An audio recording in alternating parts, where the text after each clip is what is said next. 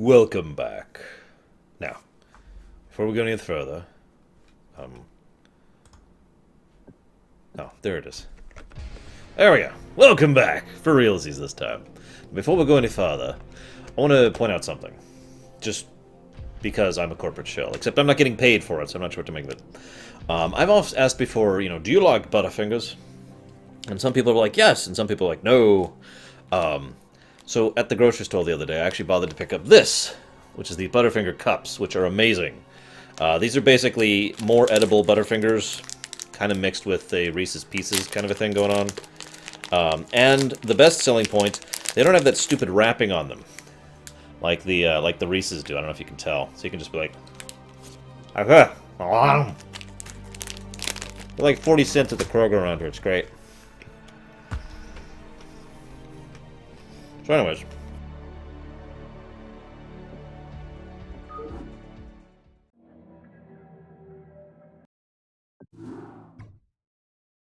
Commander, our position has been discovered. As of 2 hours ago, a large Confederate strike force arrived on Antiga Prime and established a base camp within our defensive perimeter. Arcturus Mengsk is calling a meeting. Greetings. I know you're all concerned about the Confederate strike force. But first, we have a grave matter to discuss. It seems our data disks didn't hold weapon designs after all. Lieutenant Kerrigan will explain. You all know that the Confederates run a program for psychically gifted humans, training them to be ghosts. Those running the program found that the Zerg are attuned to the psychic emanations of ghosts. So the Zerg are here for you, darling? Huh. This keeps getting better and better. Shut up. There's been a lot of secret Confederate research surrounding ghosts and the Zerg. What we stole was a small but critical piece of the puzzle. Designs for a transplanar psionic waveform emitter. The emitters broadcast the neural imprint of a ghost, but at a much greater magnitude. These things reach across worlds. The Confederacy used these psi emitters to lure the Zerg into isolated containment areas. Your colony, Mar-Sara Commander, was one such location. What are you saying? I'm saying the Zerg are a secret weapon developed by the Confederacy. I'm saying you were all subjects of a Confederate weapons test. Just as they destroyed Korhal with nuclear weapons to establish dominance a generation ago, they would use the Zerg to put an end to their other rivals. Only this time there'd be no outrage. Who could suspect the aliens were their creation? No, they'd be lauded as heroes for coming in and destroying the Zerg. It's time the Confederacy paid for its crimes. And I know just the way. Lieutenant Kerrigan is going to plant an emitter at the Confederate base camp.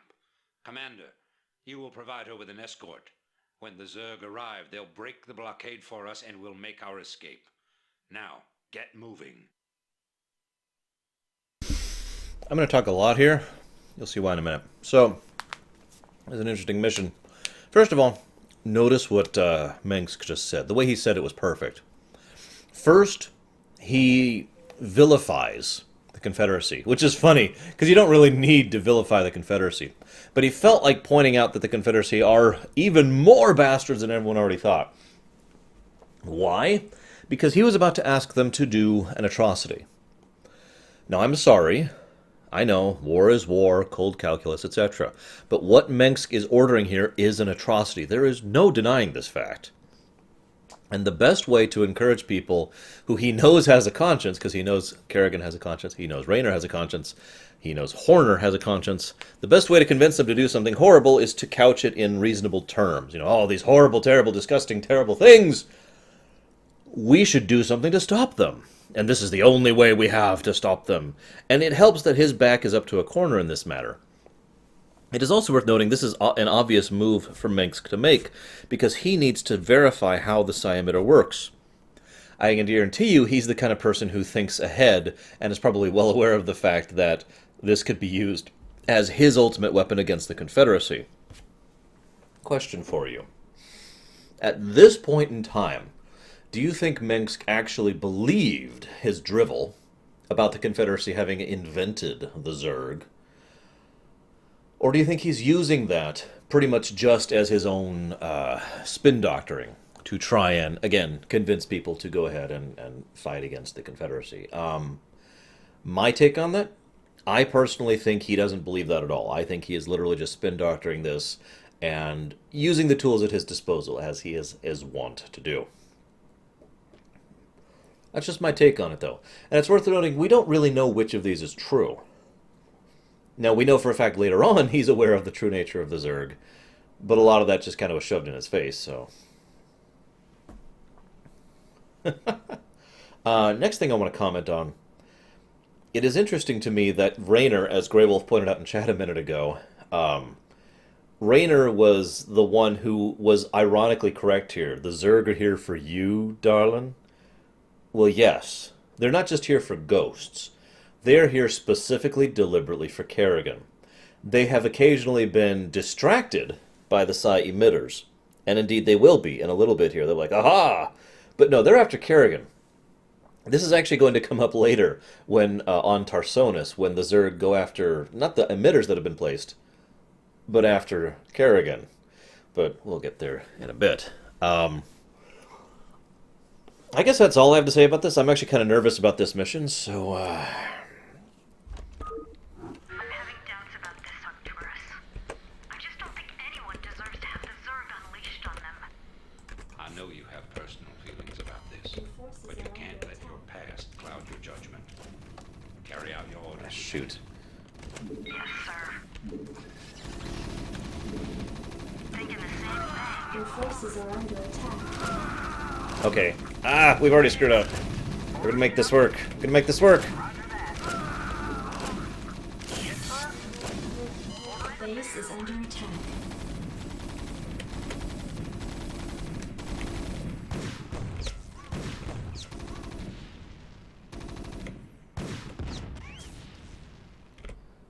Your forces are That's under got to. attack. Alright, get back out of there.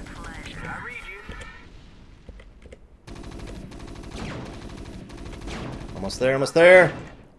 Base is under attack. Mission complete! Just promise me we'll never do anything like this again. We will do whatever it takes to save humanity. Our responsibility is too great to do any less. Oh, I doubt he thought that he knew anything about the Xel'Naga. I would, however, very strongly think that he wouldn't be deluded enough to think the Confederacy could invent the Zerg. That's just my take on it. So yeah, that's how you're supposed to do this mission, right? Right? I think. Yeah.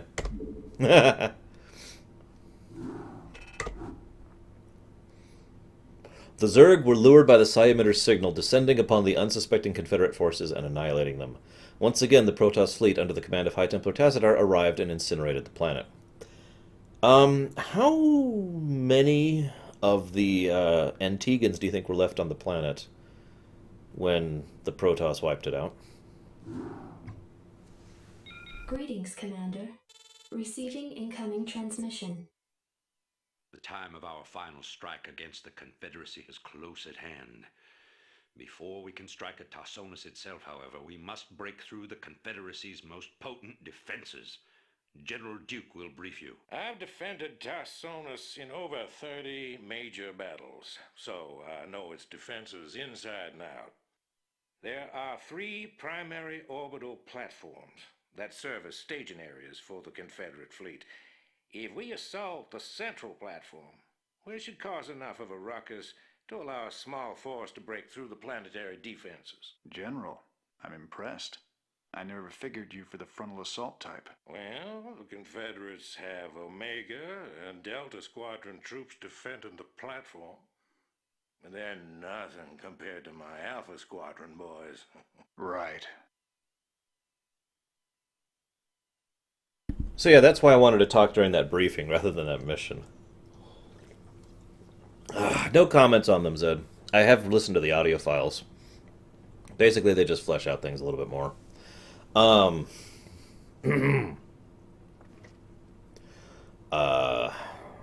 The mod I use, Scott, is something called Chaos Launcher. It's pretty good. I like it. I recommend it. It also enables windowed mode, which obviously I'm playing in right now. The one point I want to make out here, I mentioned the Antiguan thing specifically because no one ever actually bothers to elaborate on the Antiguan situation. Now, we can assume a decent amount of them went with the Sons of Korhal, because the Sons of Korhal managed to escape from Antigua. But I do wonder how many civilians or people who weren't interested in rebelling or had no press or whatever just left on the planet, either to the mercy of the Zerg, the Protoss, or both. Not really sure what to make of that one. Next point of note. The Protoss have significant technology involving psionics and psionic energy. Do you think for a moment they can't detect the psi emitters and tell that the Terrans are luring the Zerg to worlds? I mention that because I feel that goes a long way to explain why the Protoss, at least in general, especially someone like Tastar, who's a pretty good guy, at least felt, okay with basically trying to burn the planets to the ground. Next point. Duke there mentions he's defended Tarsonis in over 30 major battles. I don't think he's lying there. I think that is actually legitimate, especially given what we read about his backstory. Like I said, a good tactician who fell out of political favor, basically, and again, a member of the old families. Duke had plenty of people to defend Tarsonis from. Based on his age, it is possible that he was actually involved in some of the border skirmishes, but I guarantee you he was in charge of at least something during the Guild Wars.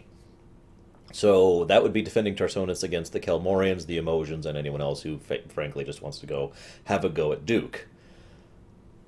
So, that's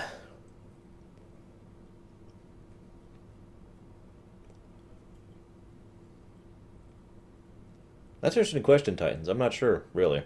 What I will say, it is interesting the amount of loyalty Duke shows to Mengsk. I don't wish to spoil too much, but Duke will remain loyal to Mengsk literally until the day he dies. He never betrays him. He never turns against him. I've always wondered about that, and I've actually did a little research on that. I feel one of the biggest reasons is what I mentioned earlier in the two previous missions. Mengsk came in and said, "Look, what's your question, Fearsome?" Oh, I'm getting to you, Fearsome. Sorry. Look, you've been put out to pasture. I know you're a good commander. I'm willing to not only give you your job back, but I'm willing to give you more power and more prestige, and basically handed the reins of the Terran Dominion military over to Duke and the other gentleman whose name I can't think of. He's in Wings of Liberty. The general from that. God, what is his name? Anyways, he basically handed the reins of the military over and said, "Here you go." So I think that's one of the big reasons. But the other reason, I know this sounds weird, Duke strikes me as the kind of guy who is actually a good officer if he has someone charismatic to follow, if that makes any sense. Warfield, thank you. I know this sounds weird, but I've always gotten this impression from Duke that the reason he was so casual about betraying the Confederacy was because he didn't care. There is no strong leadership in the Confederacy. There's no strong government. There's no charismatic leaders. There's just a bunch of squabbling, bickering idiots. So I feel like he just kind of settled in, and just kind of became, whatever. And then Mengsk comes along and is charismatic and is a strong leader, a strong wartime leader, and also happens to uplift him. And therefore, I think Mengsk literally engendered actual loyalty out of Duke. That is, of course, just my opinion, interpretation, etc. Now, to answer Fearsome's question, both. Moving on. Okay. Call the shot. Yeah. Go on. Destination? Reporting for duty.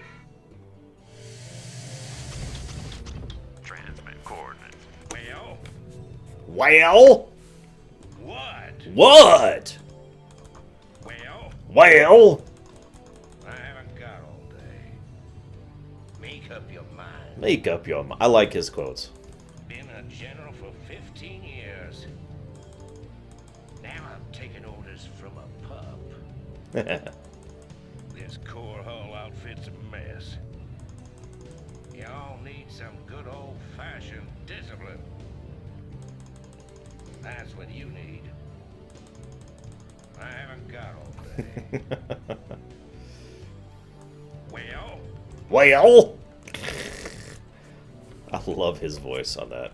Decisive action. Should work. I can't believe this. Half a squadron never would have left this equipment behind. That's what I call sloppy.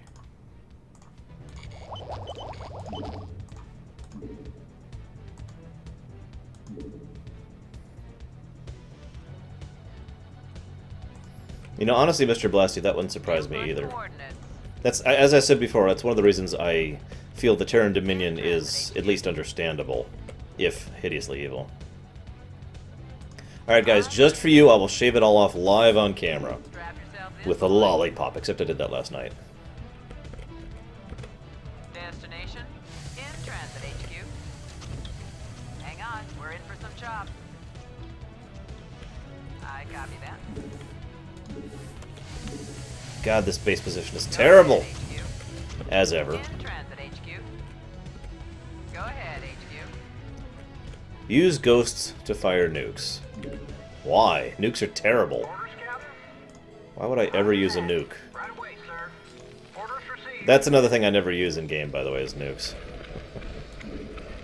Although, admittedly, that's not just because of the moral problems with that. Your forces are under attack.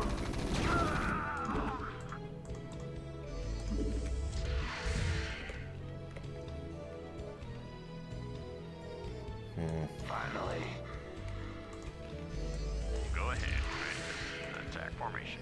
First RTS I ever played is debatable. Because I don't remember which I played first. Dune or Command not Command & Conquer. Warcraft 1. I played both the same year. And pretty much like back to back for all intents and purposes. So like I said, I'm not actually sure. Additional supplies. Oh, gosh darn it. required. Right. Where's my dropships? Go scout and die. Orders, Captain. So your real estate on this mission is really limited. Your forces This is also when siege tanks can be a really awesome thing. Yeah, no kidding, KP. You gotta admit, this is actually some great storytelling and gameplay integration, which is something Blizzard is usually good at. In other words, the Confederacy is so sloppy that they actually leave behind active mobile nuke silos. Job finished. As an addendum to that, they also, CP good to go, sir. and again, that's a gameplay thing, because this is a great way to introduce ghosts, nukes, and, well, that's it, to the player. Now, Good to go, sir. someone asked earlier what Horner would probably think of the salvaging Duke thing. I gotta be honest, I personally think that Horner would be okay with saving Duke. Remember, Horner's big thing has always been saving lives. Now, Orders, Captain. granted, that's the Horner 4 years from now, who's already been through hell and dealt with all this garbage, but nevertheless, that is very much his focus. He doesn't even care that much about going after Mengsk personally, even though he has almost as much reason to hate Mengsk as Raynor does. Almost. So, he's always focused on the mission, and for him the mission is save lives. So yeah, I absolutely think that Horner would be down with salvaging Duke, the colony, and basically everyone else he could there. Good to go, sir. Not enough minerals. We'll get more minerals then. God, do I have to tell you to do everything? SCP good to go, sir. SCP good to go, sir. I really do wish Battlecruisers were a little bit stronger in this game. I've always liked the design of the Battlecruiser. That Hammerhead-style ship is something I've always enjoyed, as you guys who saw me play Rebel Galaxy know. And of course, the Hyperion is like my second favorite ship of all time in Starcraft 2, so... Yeah, no kidding, Samurai. It is actually quite impressive that he does. SCP good to go, sir. Reporting for duty. Roger that. Yeah, exactly, Zed. That's kind of my point. SCP good to go, sir. So this is kind of a crappy base. You get tons of minerals and one Vespene geyser, so I bet you guys can guess the standard strategy I use on this map. With very limited Vespene and lots of minerals. Roger that. I read you. Let's go ahead and get started on Roger this. that. Oh, no. Right away, sir. SCP good to go, sir. What? Go ahead, Commander.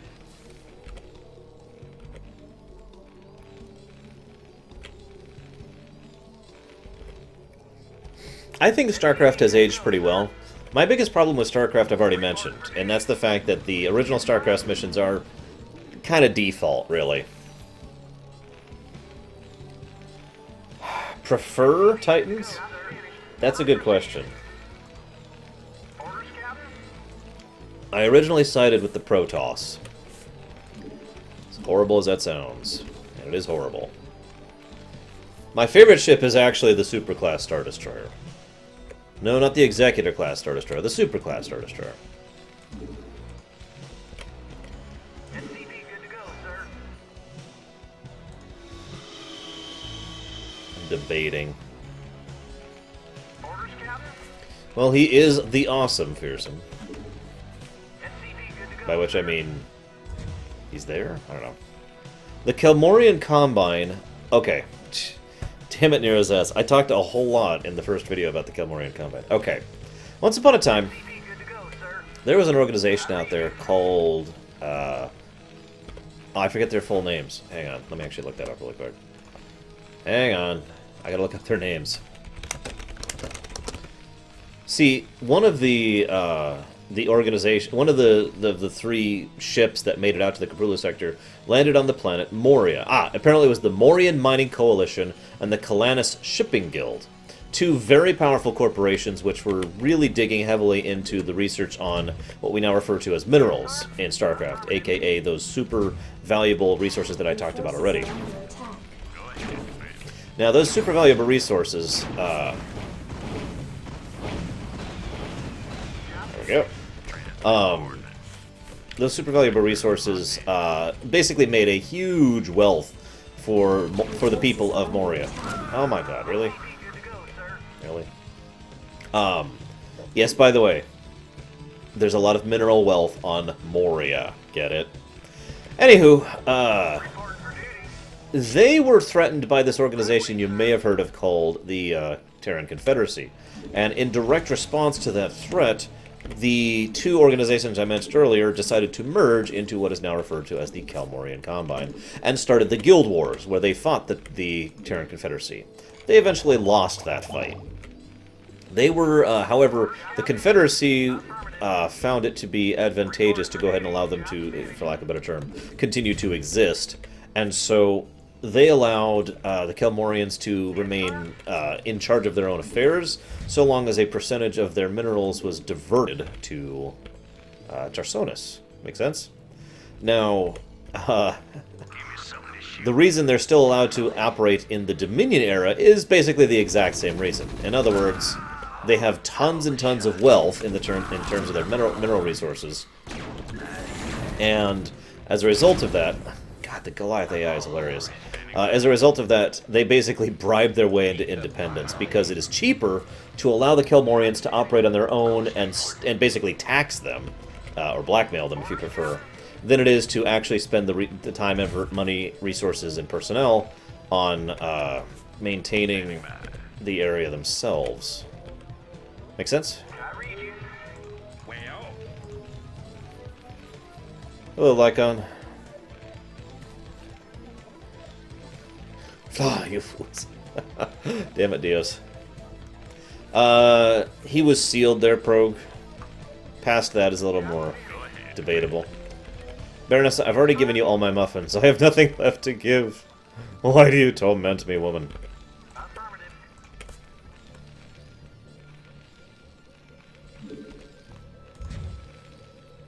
You're gonna have to give me specifics on that one, Nero's, because I don't know what you're talking about. You're speaking nonsense, man! Nonsense! Make up your mind! Or wait. One thing I find interesting, if I could diverge for a second, the technological variances between the Terrans and the Protoss are fascinating for a number of reasons, and we'll talk more about that in StarCraft 2, Wings of Liberty. But one of the things I love most about it early on is the Protoss, and this is true in gameplay and in lore, are focused on shields, preventing damage from even happening, you know, avoidance, that kind of a thing. Oh, I do! God, I didn't even notice them. I thought I just lost them earlier. We'll toss them up here. They reach. The So the Protoss are all about, don't hit us, don't touch us. The Terrans have much more armor and whole health, basically, than basically everything else all the other factions do. And again, that's very Terran philosophy, having just this massive chunk of armor to keep them safe. Oh god. Well, Reach, I have a horrible confession to make. I am not Arshian Gaia. I am the Lorerunner. Go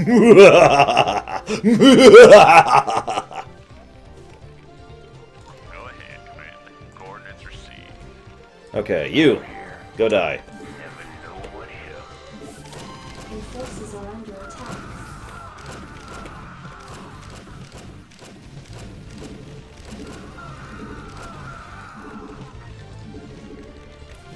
Job's finished.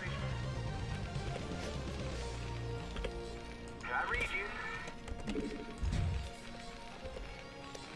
No, I can't do the Batman voice. My throat's actually giving me some issues right now. Whoa, whoa, whoa, whoa, whoa, whoa, whoa, whoa, whoa, whoa. What the hell are you doing? Did I authorize you to go up there and get yourselves killed for no reason? No. Oh my god, what are you doing? Go, go, go. You want a piece of me,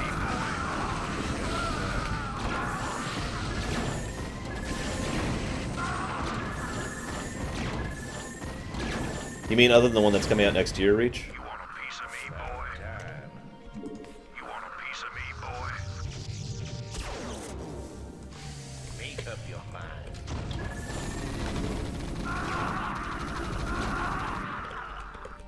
Decides You want a piece of me, boy? You want a piece of me, boy? Transmit coordinates.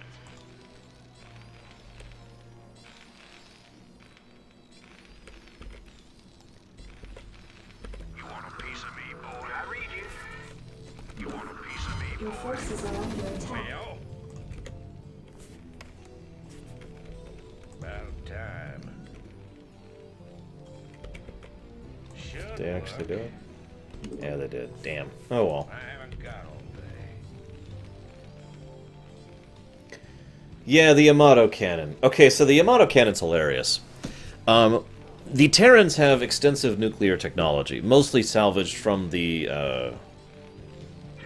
ships that they came here with, the supercarriers. My main reason for bringing it up at the moment is, well, how do I put this? The Yamato cannon is effectively a nuke.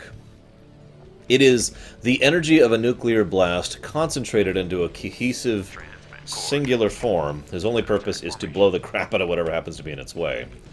It's actually funny because many people that I've talked to, and including me, tend to believe that battlecruisers are basically useless in the first game.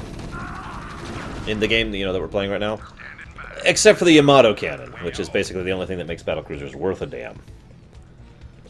Your forces are under attack. I didn't see him. There they are.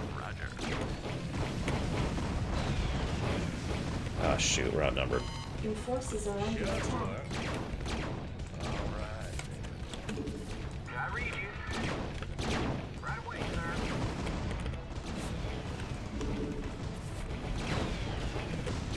So, yeah, the Yamato cannon takes an insane amount of energy, as you might imagine, and kind of just destroys whatever it's in its way, at least in lore. In lore, a single properly aimed Yamato blast can actually take out another cruiser, just bam, in one shot.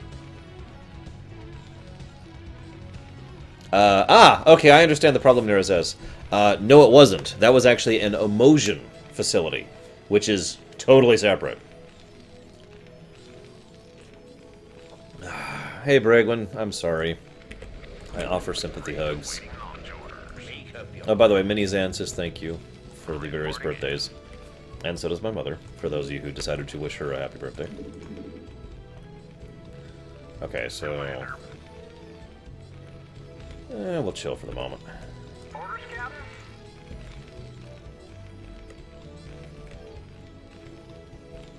So once upon a time, and I'm curious if any of you had the same thing. Once upon a time when I used to play RTSs, I had a very strong turtle mentality. build the base, build the defenses, repair the defenses, get frustrated because the defenses are bypassable. That was my mentality. In all actuality, this is funny, because most RTSs are... It's actually really hard to turtle up in. Most RTSs, especially Blizzard RTSs, there's just too many ways around base defenses, you know? So, and that's always been frustrating to me, because that's just been me for so long. I want to turtle up, Oh god, they brought these 50 things that can bypass my various, my various defenses. What am I going to do? Hang on. 5, 10, 20. And I've got 4? 16. Let's do 4 each. And again, that's true in basically every Blizzard game ever. Tower defenses, or defenses of base defenses, whatever, they just generally don't work nearly as well. Nowadays, if I'm going to actually do defenses, I do mobile defenses, which is actually what I'm doing right now. These 4 wraiths are my mobile defense. I don't need more for this map. But in some maps, I'll actually have a fleet. Usually a fleet. Aerial units work best in StarCraft, in my opinion, for defense force. Because of their mobility and because of the fact that they can move quickly for the most part. It's one of the reasons why I got into mutas so much on the Zerg. It's like, okay, roaming mutas were my reactive force, right? And I'm just curious how many of you guys were in the same boat of that, where, we started off being all, hunker down, and then you just kind of move towards more mobile force later on in your RTS career, basically. You want a piece of me, boy? You want a piece of me, boy? Give me somebody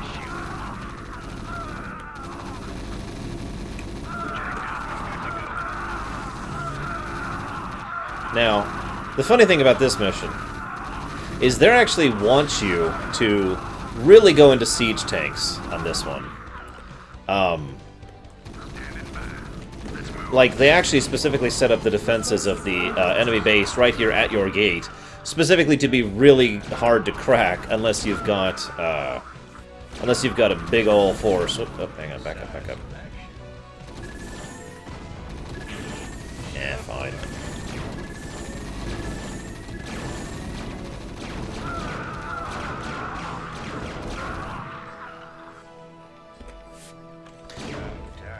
It is worth noting that Terrans generally are considered to have the best static defense of the 3 races in this one. Because photon cannons are nice and all, but a little bit too easy to bypass and have range issues. Terrans at least can prevent range issues from the ground, although a good Guardian force will take out any Terran defense without even trying, unless they have some kind of mobile response unit. Orders received. I really wish I had not Marines, medics. So, is my math off or something? Oh, it is off. Whoops, I'm stupid. Should have been 5, not 4. That's why I get 4. God, wake up, Arsh.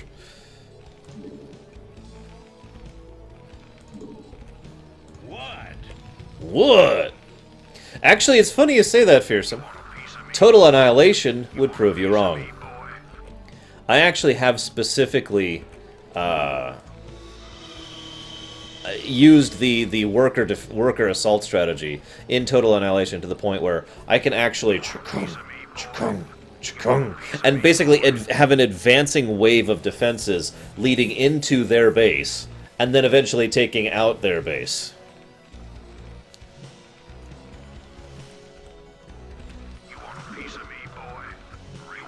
Yeah, medics would completely wreck StarCraft 1 maps. I admittedly lean a lot on medics during the UED campaign. I should not have to explain why.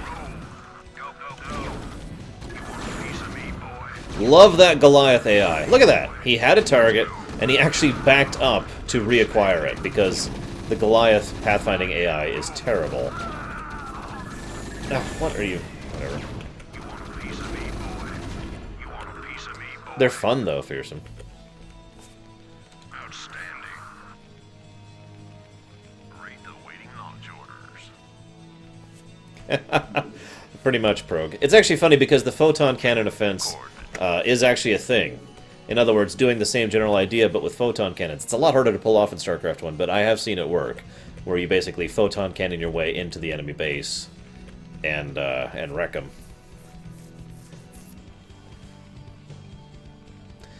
I'm pretty sure the Dragoons actually have worse pathfinding, especially because of the fact that they have a slightly larger hitbox to manage, and it shows. Fine. Your forces are under attack.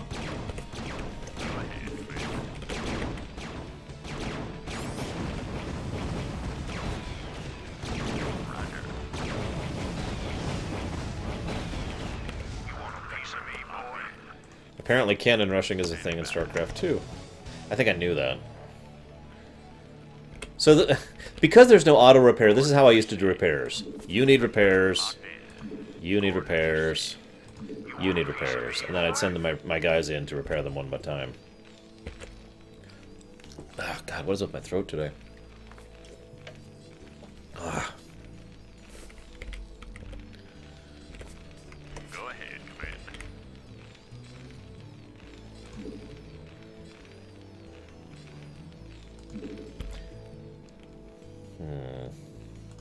Yeah, alright. We'll stop screwing around. Standing by. Commander, standing by. Rock and roll. Standing by. Let's move.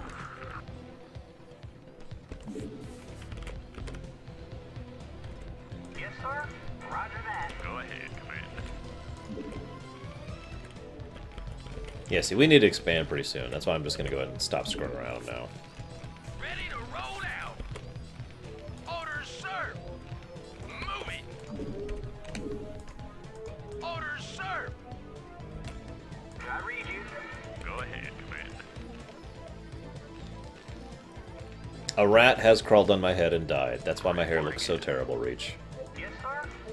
Standing by. Research complete. Reporting for duty. Ready to roll out.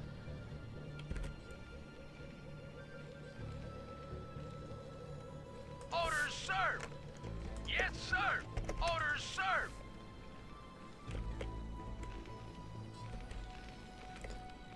Probably not Dragoon. He'd probably be overwhelmed by anyone who has any tactical acumen, and there are several. In this universe, my position would be someone who is either dead or about to be dead. Speaking realistically. Ready to roll out. Standing by. I'm pretty sure someone like me would be killed by any number of the various organizations. The Confederacy, the UPL, the UED, the, Terran Dominion. Yeah, they would have been like, nah. Kill that guy! I probably will not be doing blue hair, no. Yes, we have an armory, right there. Speaking of which... Orders, Captain. Ready to roll out. Identify target. Yes, sir. Delighted to, sir. Commander, go, go, go. Yes, sir. Donald Trump would be an excellent Space Marine. He's already got the armor on his head. Ah, little closer. Little closer. Little closer. There you go.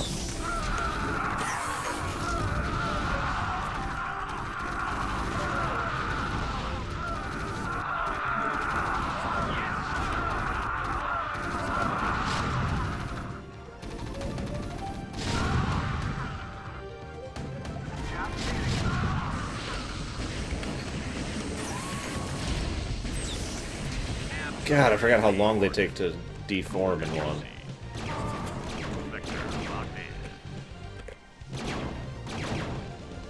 Roger. Well, go. About time. Your forces are under attack.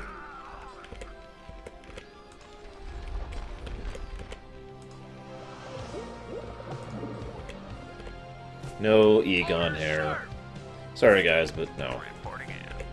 Attack formation. Vector locked in.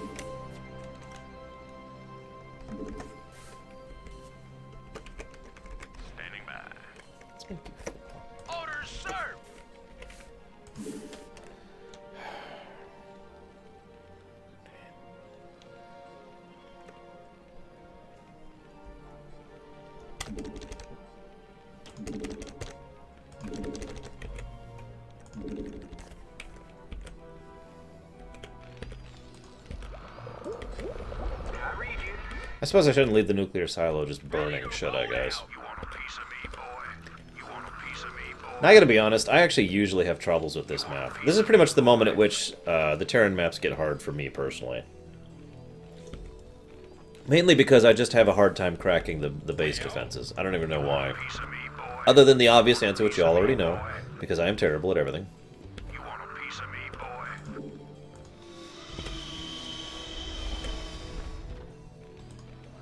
Oh, well, I'll just leave it burning then, Eros. We're good.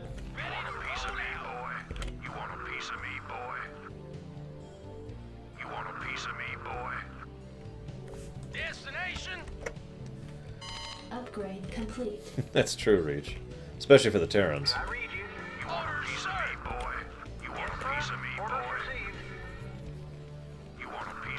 Hey, Reach, you never know. They might have... I don't know.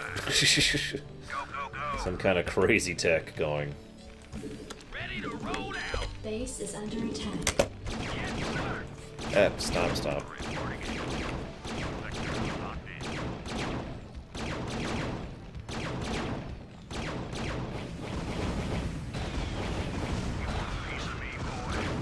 Your forces are under attack.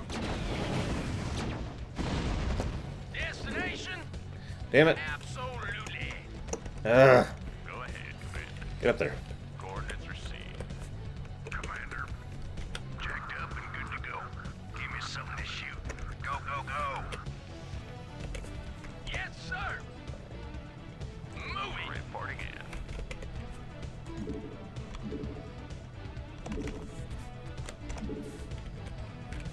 Destination?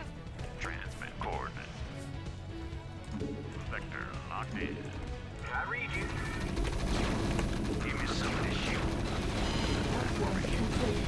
Coordinates received. Your forces are under attack. Destination? Possibly fearsome? Something to shoot. You never know. God, that takes so long.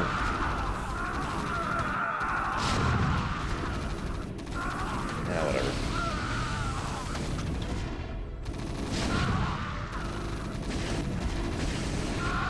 Your forces are under attack. Standing by. Alright, enough of this.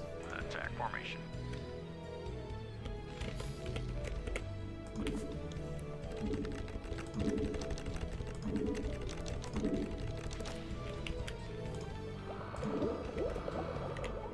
I read you.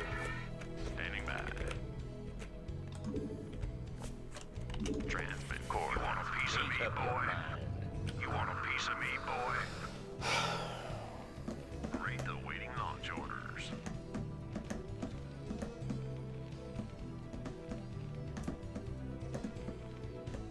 You want a piece of me, boy? I gotta admit, I don't actually like this mission that much. My reason why is very simple. Your starting area is crap. You have fairly limited resources, terrible amount of real estate to work with, and you're working uphill against an enemy that is extremely well entrenched. Piece of me, boy. I don't like this mission that much. All right. I read you. I also suck, but, you know, in addition to sucking, I don't like this mission that much. The waiting launch order. Give me something to shoot. You want a piece of me, boy? Standing by. Reporting in. Vector locked in. I read you. Standing by. Because I'm having trouble controlling my troops properly, Rogue. You want a piece of me, boy? Standing by. I was trying to get in position, and they're like, go! And then it was just too late. Now what I should do is a slightly different strategy. Give me something to shoot. Standing by. And if this strategy doesn't work, I'll turn on cheats. Because this is a lore run. Jacked up. And I'm running out of things to say. Standing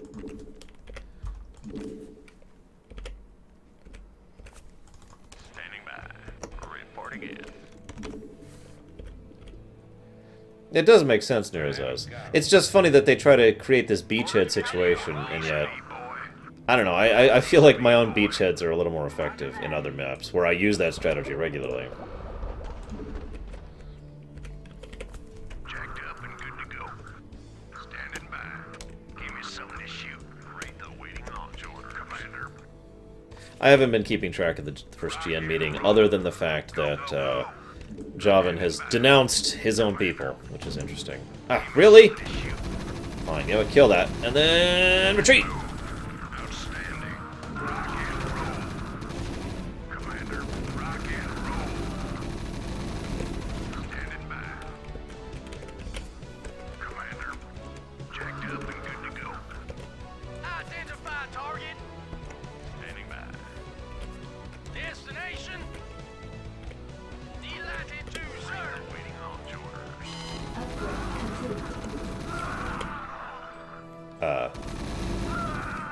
Just walking by our troops there.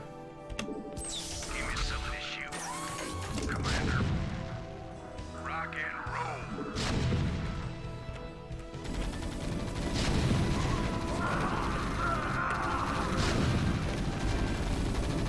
Jacked up and good to go. Commander. Let's go. Denounced your own general, Javan. Guess there's a couple more troops than I was expecting. Jeez Louise. Rate the waiting launch order. Jacked up and good to go.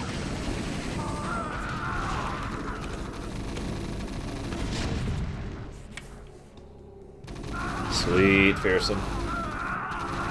When's that going live, do you know? Destination. Okay.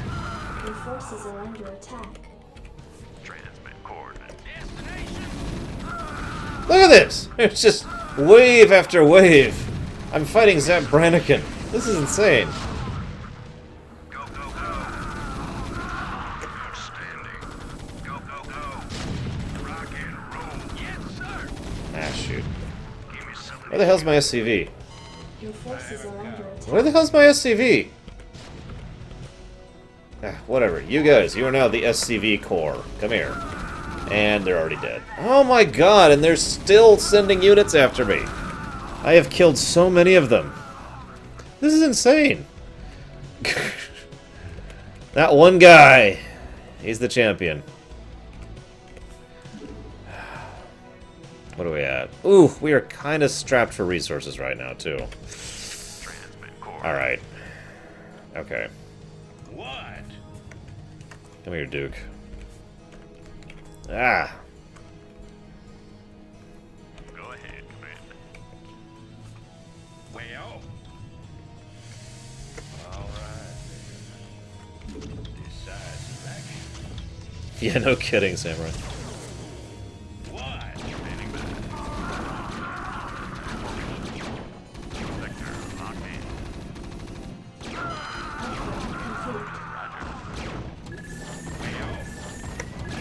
That would be awesome, Fearsome. You and I have already talked about that, I think. I know I've talked about it on my stream before. All right, then. So, this is the other way I tend to do maps like this. It's pretty much the exact opposite of the strategy I've been using so far. It's called one hero unit with some support, as opposed to, you know, armies. Base is under attack. Go ahead, Commander. Coordinates received. All right, then. No, BlizzCon's... Decisive action. When is BlizzCon? Ah, crap. Get out, Your get out. forces are under attack. When, seriously, when is BlizzCon? I don't remember right now. Well, go ahead, Commander. Coordinates received. Roger. Your forces are under attack. Reporting in. Really wish that auto repair was a thing. I do not like having to manually repair stuff. Apparently BlizzCon is this weekend. I will be streaming during BlizzCon. I may have to interrupt the Lorerun to discuss BlizzCon. Go ahead. Or I could just discuss it during. We'll see how my timeline goes here.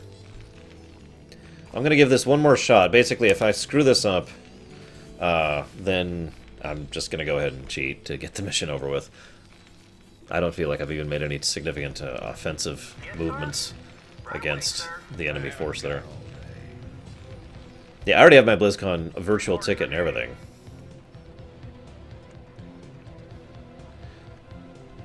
Actually, I secretly am the Blood Ravens. I've been meaning to tell you about that.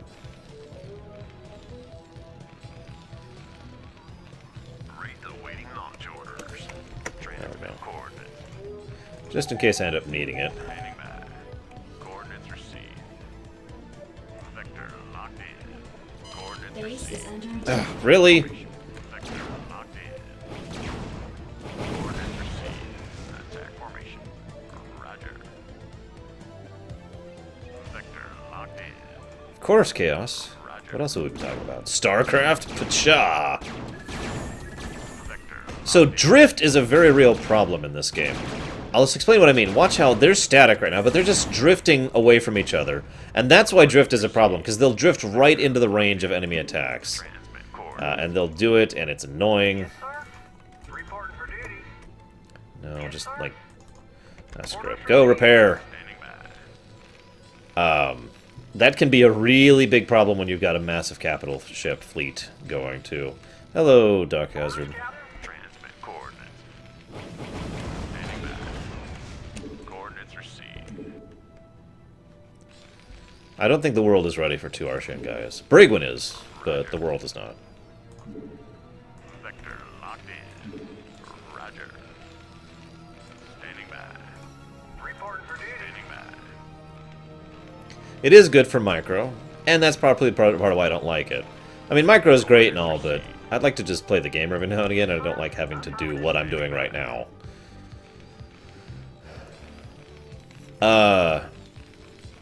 That's a debatable answer, Nerozaz, but Roger. I'm just going to go ahead and say this right out. It is not Warhammer 40k, and I just get really sick of people saying that. Coordinates received. Standing by. Now, Warcraft was inspired by Warhammer, but not Starcraft. Roger that. Affirmative. Upgrade complete. Roger that. Right away, sir. Just think, I could be doing the Babylon 5 thing right now if there were 2 of me.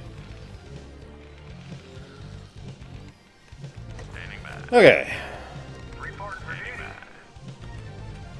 Roger. That is the original StarCraft, yes, and then they decided to actually make a good game. Attack formation. I've shown you the picture of what StarCraft looked like originally. It's terrifying. I'm not even really kidding about that. It is just, what the hell were you thinking? Levels of blah. I read you. Roger that. Make up your mind. Should work. All right. Decisive action. All right. Well, yeah, there's Arshan Gaia, and then there's the Lorerunner. Lamb of God Day. About time. One thing I don't like about Battlecruisers, they take forever to actually line up and aim. Like, you'll be in approach and you'll hit an attack move, and they have to, like, drift to a stop, and then they turn an attack. It's not orcs in space. It's much more sophisticated.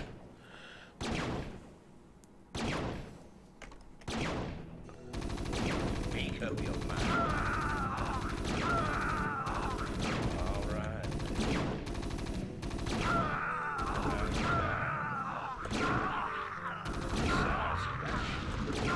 Should work. There we go. That building's dead. Let's go just get rid of that. About time. All right. About time. Hello, Nothrazim. Ask or be destroyed. Both are acceptable. Decisive action. Should work.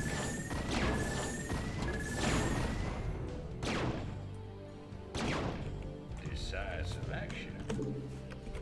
About time. What?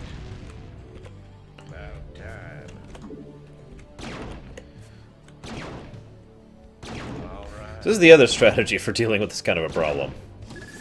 The enemy's well entrenched. Quick, send in a single battlecruiser and micro the crap out of it. I am having quite a bit of fun. You are hours and hours and hours late. Not there's a... Hey, mini bees. What's up? Should work.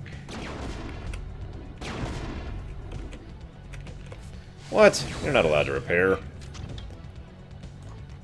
Make up your mind. Decisive action. Her nation is evil, guys. Come on.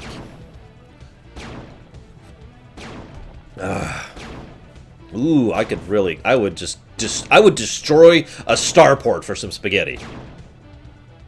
Make up your mind.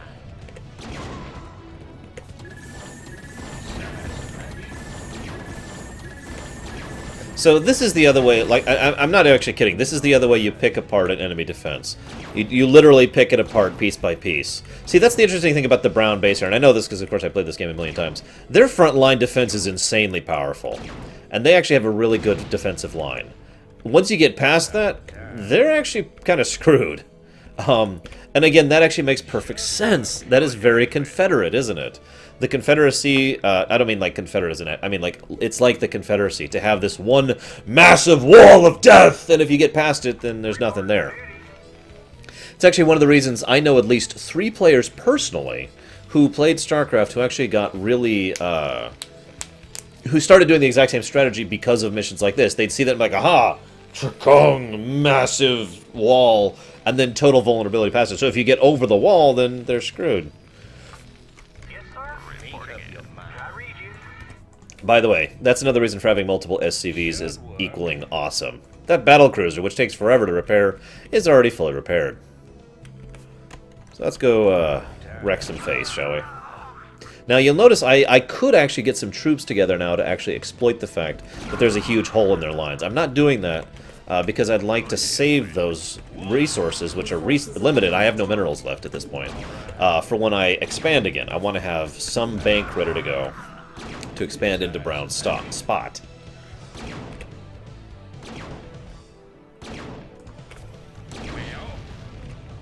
So we're going to make a nice hole here. More of a hole. SCV, I forget what it actually stands for. Does anyone remember what SCV stands for? It's the worker units, these guys down here. These are SCVs. No, guys, seriously, Driaria is not evil. That's Juchen.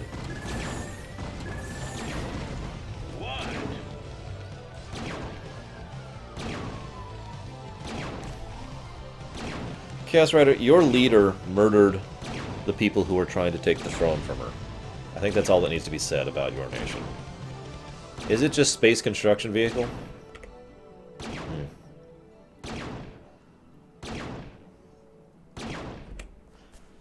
Make up your mind. We need to get working here. Should work. Okay, quickly. Alright. They're wasting resources that I need. Should work. So we need to get moving here with this. I haven't got 'em. Alright then. Should work. Really wish I could zoom out a little bit. I haven't got 'em. Should work.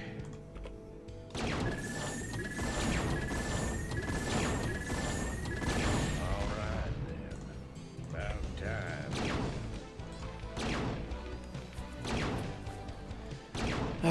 So,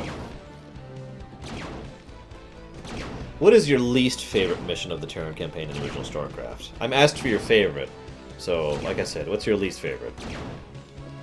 I'm gonna eat a carrot while you answer that.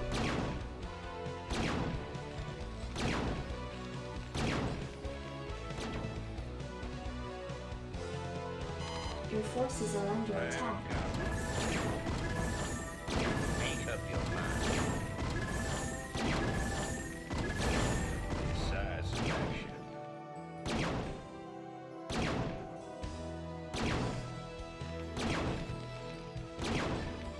I haven't got 'em.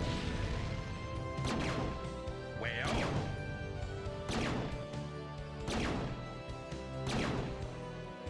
Go ahead, Command. Attack formation.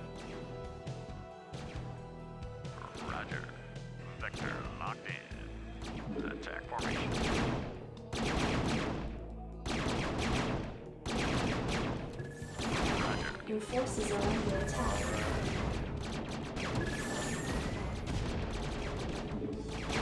Go ahead, Commander. Roger.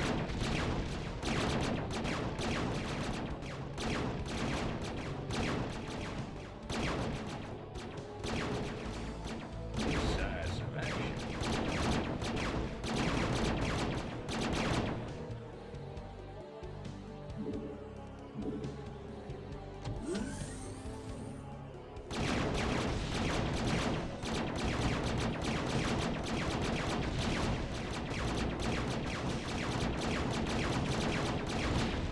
Base is under attack. Standing by. Vector on me. Standing by.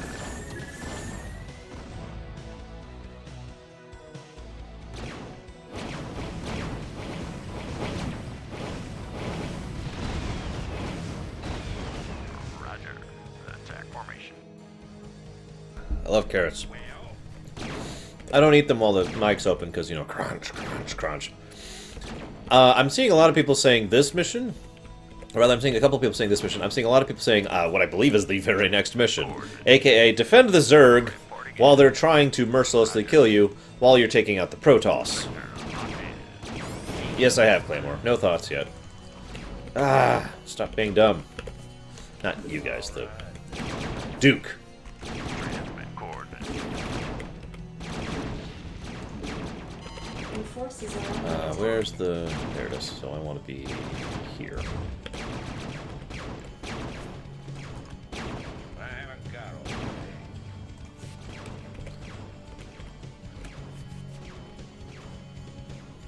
I'm surprised none of the other nations were upset with her for murdering her potential successors. Base is under attack. For God's sake, stop attacking me! It's not that hard. Orders, Captain? Well, I haven't got all day. Your forces are under Go attack. ahead, Commander. Yes, sir? Standing by. Roger. We'll do it. Just I read you. Affirmative. Standing by. Make up your mind. Reporting for duty. Orders, Captain? get up here. Right away, sir. Orders Start making stuff happen. What? I read you. Standing by. Base is under attack. Attack formation. Orders, Captain? Right away, sir. Well, Transmit coordinates. Base is under What do you mean, attack. Yoshman? Really? Reporting in. Go ahead, Commander. Roger. make up your mind. Decide. I rather like the last Terran mission, even though it's kind of brutal. Orders, By Captain? which I mean it's damn brutal. Read you. Which, okay, there's still some gas left. I can't build there. Orders, Captain? I read you. Affirmative. Orders received. Yes, sir? What? All right. Reporting in. Twitch is being its usual self. Uh-oh. Orders, Captain? Roger that. Reporting in. Uh-oh. Quality options. No! No! Darth Vader, no. Go ahead, Commander. Reporting for duty. Orders, Captain? Well. Job finished. Transmit coordinates. Should work. Reporting in. Okay. We're about ready to expand again.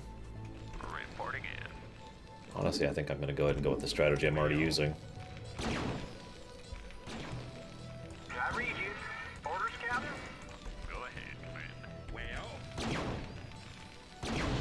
Really wish I could build more Battlecruisers, but, you know, whatever.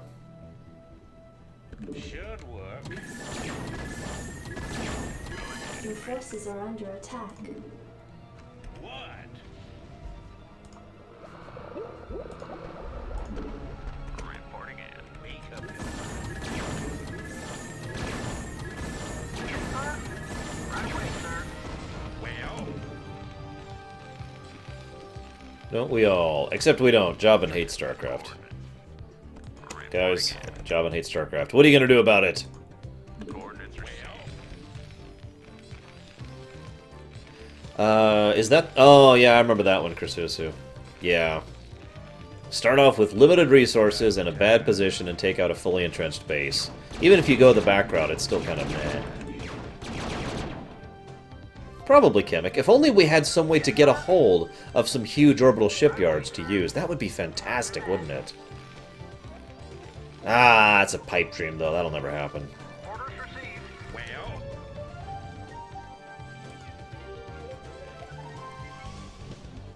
So we're going to start being a little bit risky here. what? Standing by. Just a little bit. Coordinates received. Transmit coordinates. What? Standing by. What? Standing by. Well, should work. Should work. So the funny thing about this mission is the enemy actually has a fairly large number of missile turrets all over the place. Like they expected you to go for air. Or maybe they were just discouraging you for air.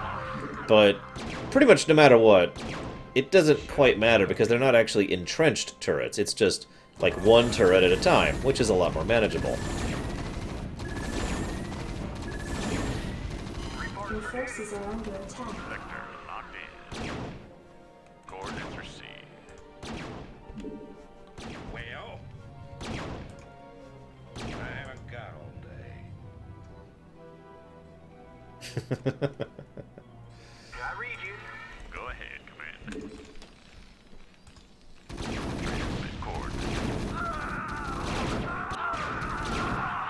Roger. Attack formation. Coordinates received. Sector locked in. Coordinates received. I haven't got all day. About time. I do wish Battlecruisers were a little bit faster. They're already kind of crap. All right. I mean, no offense, but Battlecruisers are kind of crap in StarCraft 1, so... Decisive. It would be nice if they weren't, you know, ridiculously slow on top of everything else. Decisive action. Congrats, Brigman. Should work. Transmit coordinates. Coordinates received. Sector locked in. Roger. Sector locked in. 3 kills. So if you kill a transport while it has units in it, that unit is dead too, so, like I said, 3 kills. That's my objective here. Wipe out the enemy. Okay, so yeah, we're gonna start working into orange here. Coordinates received. Attack formation. Well, Well, love that voice. transmit coordinates.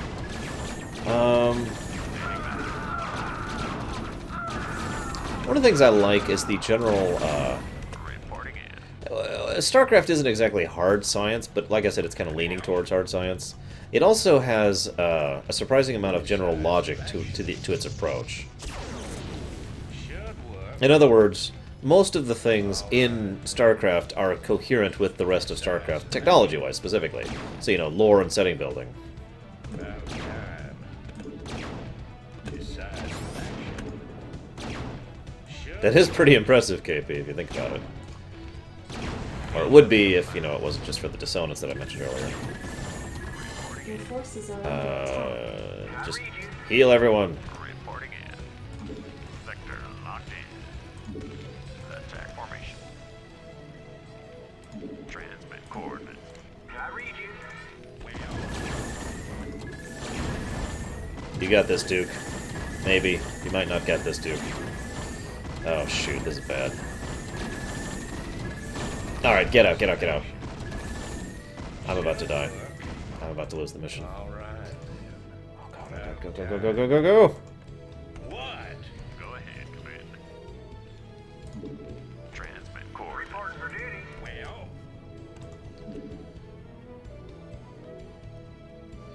You just hang out over there for a minute, Battlecruiser. about time. Transmit coordinates. Duke lived, guys! Sector locked in. Make up your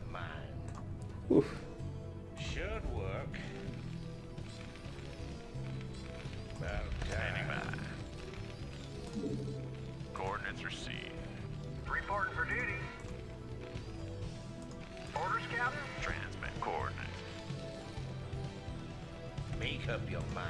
Reporting in. Edmund Duke. Yes, Edmund Duke will live, everyone. I've got good feelings about his retirement plan. Coordinates received. Attack formation. Roger. Make up your mind. Go ahead, Commander. Vector locked in.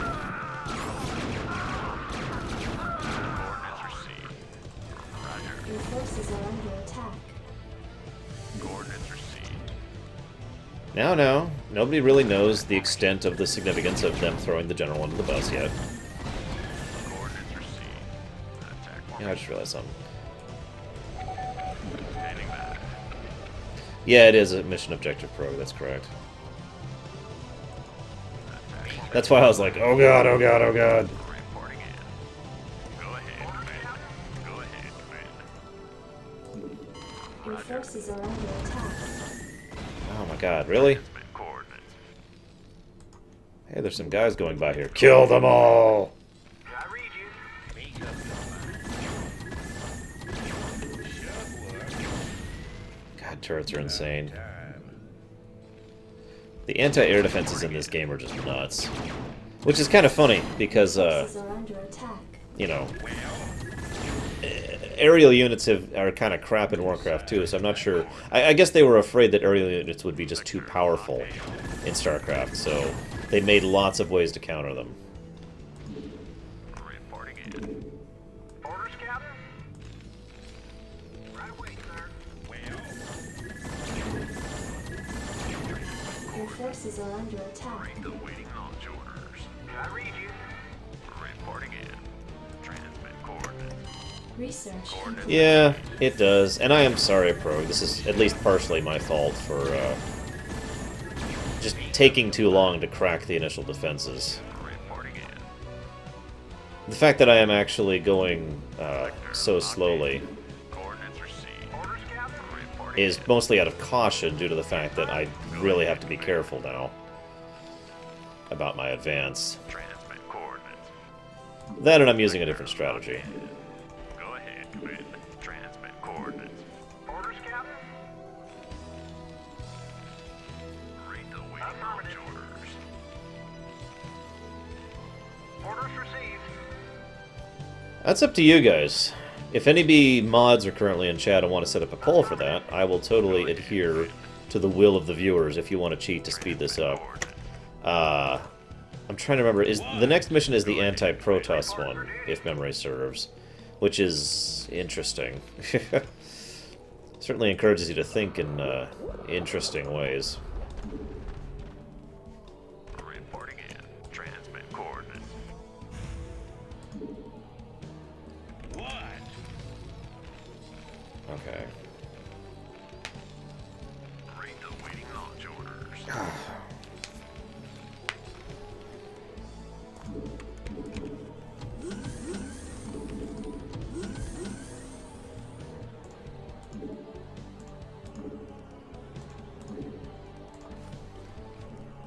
Orders, Captain? Roger that. Yes, sir? I read you. Yes, sir? Reporting for duty. Base is under attack. Transmit coordinates. Coordinates received. Thank you, Samurai. Formation. Coordinates. Nice and descriptive, too. So go ahead and vote it up. No, Reach. The energy, which is what that bottom bar is, it regenerates at a static rate across everything. There's not even any upgrades to improve energy regeneration in this game, which I feel is a mistake, by the way. The upgrades are all to increase the amount of energy you can have, but there's no upgrades to increase how quickly you can get it back. And that really limits some of the things they can do. Now, I know why they did that, and again, it encourages micro, especially with the Protoss. But, eh.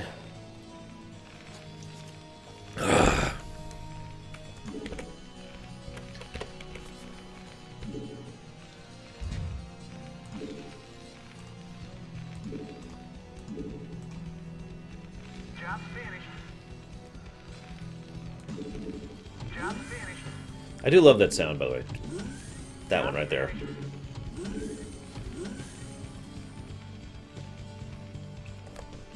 Go ahead, Commander.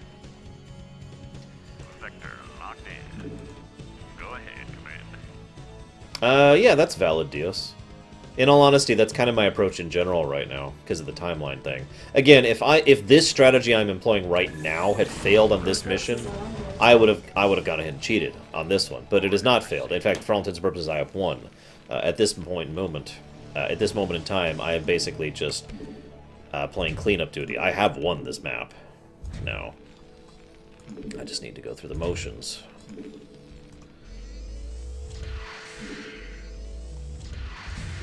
What? I like symmetry.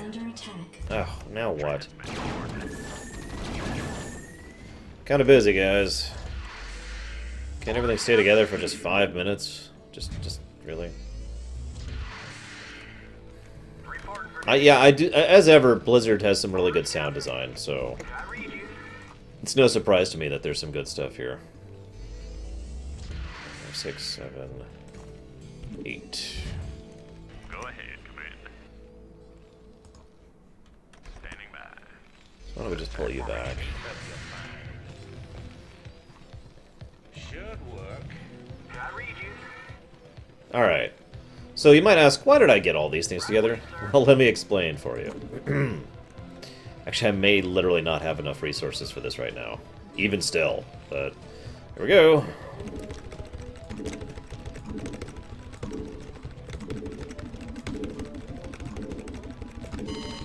Alright, we're good. The 4th Army is ready to be deployed in a bit. I agree, Krasusu, but I don't want to get too divisive with that. Guys, do you want a piece of me, boy? Vector locked in. Roger. I'll keep them around. There's no reason to waste them right now. You want a piece of me, boy? You want a piece of me, boy? You want a piece of me, boy? Yes, sir. Speaking of convenience features, one thing that you don't hear a lot about but is a nice feature.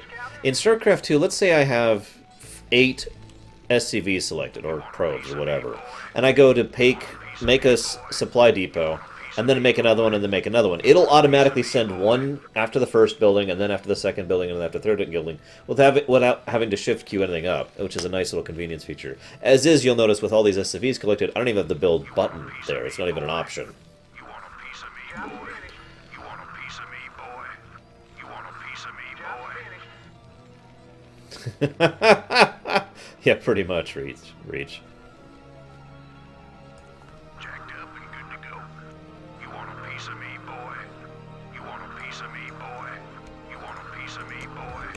Let's move. Commander, jacked up and good to go. Go, go, go. Let's move. I have enough resources to replace this army once. This isn't even that large. This is only 3 squads.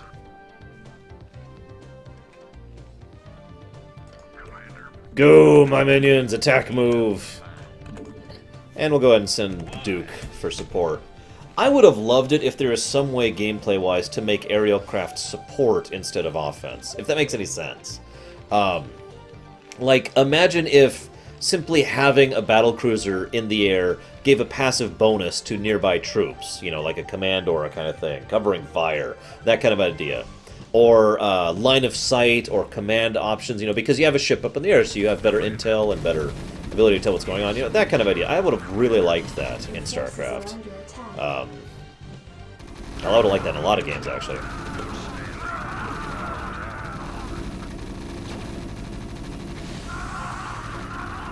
Yeah, yeah, exactly, Reach.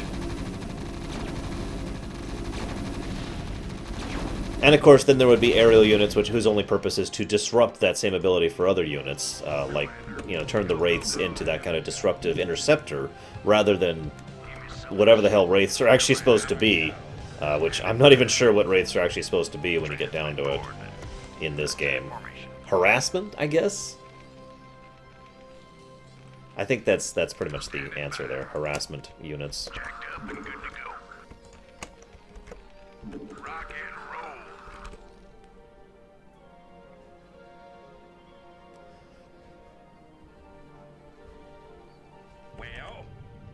Well?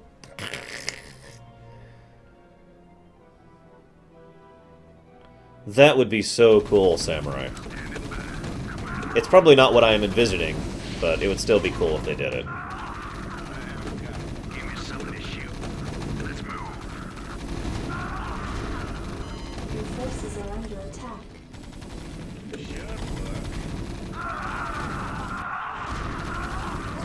Honestly, in my experience, Wraith really isn't even that good in numbers. Wraith is great at harassment. Oh wow, they've got some decent anti-air. Get out of there, Duke! Oh my god, really? Really? Forces are under attack. I haven't got all day. Go ahead. Get up here, guys. Make up your mind. It's the Battle of the Battlecruisers. However, as is typical for Duke, Standing by. Should Go work. ahead, Commander. he brought back up. Locked in. Attack formation. Coordinates received. Vector locked in. The funny thing about Wraiths is they are great anti-air, but I mean, who gives a damn? Coordinates received. You know? Hell, they even gave us the Valkyries in Brood War just to emphasize the who gives a damn aspect of that. Go ahead, Commander. Base is under attack. Transmit coordinates. What? Thanks, Chaos. Not exactly my record. I believe during the Mass Effect 3 run of the Lorerun we were doing a Mass Effect. That's my current record for Max. All right I don't remember the exact number. I should figure it out at some point. then. All right then. Coordinates received. Ah, right. Your forces are under attack. Back up, back up, back up. I gotta be honest, that sound is just synonymous with death in my mind. The missile sound of the Goliaths and the turrets. Locked in. What's the vote at? Make up your mind. Standing by. Roger. Make up your mind. Should work. Go ahead, Commander. Attack So formation. I think it's time to start being Coordinates received. fun. Roger. Not yet, though. Your forces are under attack. Ah, really? Just standing out there waiting for me? Jackass. Hey, little Billy. Coordinates received. Coordinates received. Come on, come on, come on, come on, come on. Take it out, take it out, take it out. Hurry up or die. There. Now go! Kill those bastards! Locked in. Roger. Vector locked in. Start with the Goliaths. God. Coordinates received. So, in case you didn't catch what I did there, I took out their ability to detect my cloaks, and then I cloaked the entire squadron. Locked in. While Duke is doing his own thing down here. Standing by.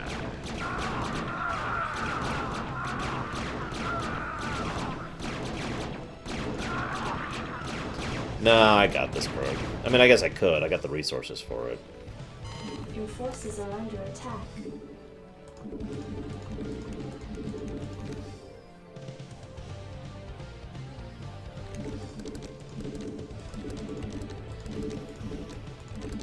Oh yeah, it's because it's 12. I keep multiplying by 8 and not 6. I keep making that mistake. That's why I have 8 things up. Forces are under attack. Whatever. Just make them all. I was actually wondering why my numbers were off last time. It's because I'm an idiot. And forgetting the 6 multiplicative instead of 8 multiplicative. You want a piece of me, boy? You want a piece of me, boy? Go ahead, Commander.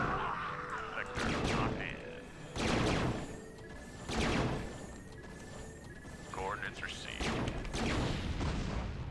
Size of Go ahead, action. Commander. You want a piece of me, boy? Vector. Take out those frickin' Goliaths. Coordinates received.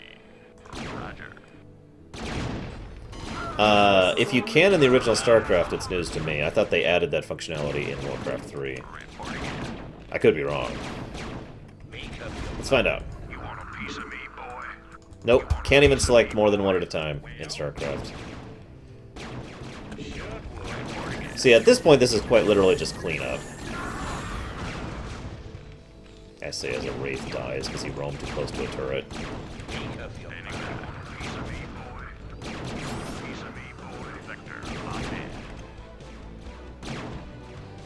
Oh no, it's fine. I do the same thing in Starcraft too. In fact, it's one of the first things I tried to do in an earlier mission, and I'm like, wait a minute. So, I'm not even going to group you up. Just go. Just go over there. Attention all troops. Attack the enemy. Repeat. Attack the enemy. Attack the enemy. Attack the enemy. Why aren't you attacking the enemy? Go.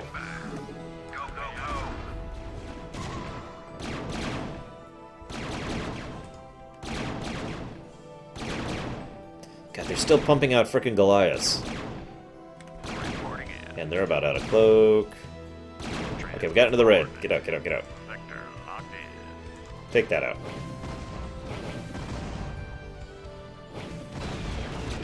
Now get out of there. You've done your job. Now go home. Blow this thing and go home. So this is the other problem, by the way, with StarCraft. The little ant theory. In other words, I want a bunch of units to go over there. Unless you actually babysit their pathfinding AI all the way over there, they'll make a line, pretty much exactly like that. And that is a really bad situation, tactically speaking, and on several maps can lead to a lot of death. Because, you know, duh. That being said, at this point, this is over. They have lost. There's nothing they can do against this onslaught. Your forces are under attack. Give me something to shoot. Standing by. Attack formation. Oh, of course, Samurai. That makes perfect sense. So we have just broken through the Confederates' defensive line around Tarsonis. Now, I mentioned earlier that the old families have like 90% of the wealth. One of the other interesting things about the way the Confederacy did business, they were very advanced and very militarily powerful, right? We've already talked about this, because of the advantages they had and the resources they used. The other interesting thing about the Terran Confederacy is they're... Like, if you were to look at their defenses across all of the worlds they control, like, the 13 core worlds are... This is Duke. The emitters are secured and online. Who authorized the use of psi emitters? I did, Lieutenant. What? The Confederates on Antigua were bad enough, but now you're going to use the Zerg against an entire planet? This is insane. She's right, man. Think this through. I have thought it through. Believe me. You all have your orders. Carry them out. So, if I might go for a second here. The core worlds, of which there are 13, are reasonably well defended. And then there's the fringe worlds, the outer worlds, and like the other various areas in the area, of which there are quite a few, which are basically undefended. Literally only having local militia, and that's basically it. And then there's Tarsonis itself, which is so stupidly well defended as to be basically this impenetrable death machine. This wall of firepower. It's one of the reasons why the use of the Zerg here was considered so crucial to the victory at Tarsonis, and I believe one of two reasons why Mengsk used the Zerg here. The other reason, which is far more important, is because of the fact that it is the perfect revenge for him. Remember... Wow, Bernissa. One of the... we find out in the books that the reason Mengsk founded and set up and worked with the Sons of Korhal and the Emoja was purely out of revenge. Like, immediately after his father and mother and brother, or no, excuse me, sister died, were murdered, actually, and Korhal was nuked, all he gave a damn about was revenge. That's all. He was completely focused on revenge. Now, as I've said before, Mengsk is an ambitious man. He has been since forever. But those ambitions have always been secondary towards his absolute focus, laser focus on that revenge. Tarsonis is actually when he finally has his revenge. We'll talk about that a little bit more in a bit, though. But again, so we're going to bring the Zerg here to this, and well, I think we're basically at the mission, the second to last Terra mission, if memory serves, aka the mission that's interesting and also kind of brutally difficult. And I don't know if this is my least favorite, but it's between this one or the one we just did as my least favorite mission in the Terran campaign. I'll be right back while this plays.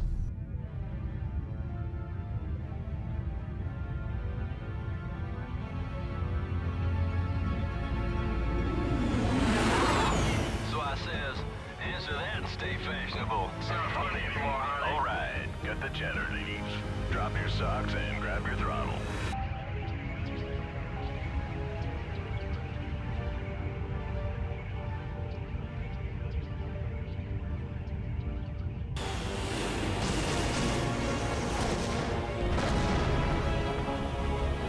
Confederate platform verified and locked. This one's all yours, Hardy.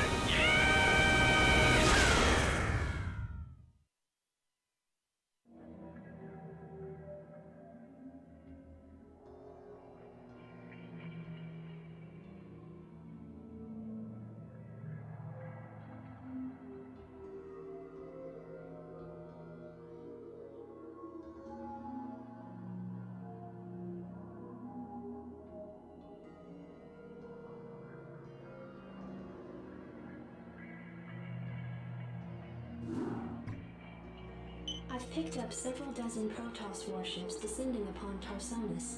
They seem to be heading on a direct course to the primary Zerg hive. If they engage the Zerg, the Confederates may escape. Commander, send Lieutenant Kerrigan with a strike force to engage the Protoss. Captain Rayner and General Duke will stay behind with the command ship. First you sell out every person on this world to the Zerg. Then you ask us to go up against the Protoss. And you're gonna send Kerrigan down there with no backup? I have absolute confidence in Kerrigan's ability to hold off the Protoss. This is bullshit. Kerrigan, are you reading this? I heard. I'm going down there. Arcturus knows what he's doing. I can't back out on him now. Funny. I never thought of you as anyone's martyr. Why are you doing this, Kerrigan? Look, I know about your past. I mean, I've heard the rumors. I know you were part of those experiments with the Zerg, that Mengsk came and saved you. But you don't owe him this. Hell, I saved your butt plenty of times. Jimmy, drop the knight in shining armor routine. That suits you sometimes. Just not now. I don't need to be rescued. I know what I'm doing. The Protoss are coming to destroy the entire planet, not just the Zerg. I know that because, well, I just know it. I am a ghost, remember? Once we've dealt with the Protoss, we can do something about the Zerg. Arcturus will come around. I know he will. I hope you're right, darling. Good hunting.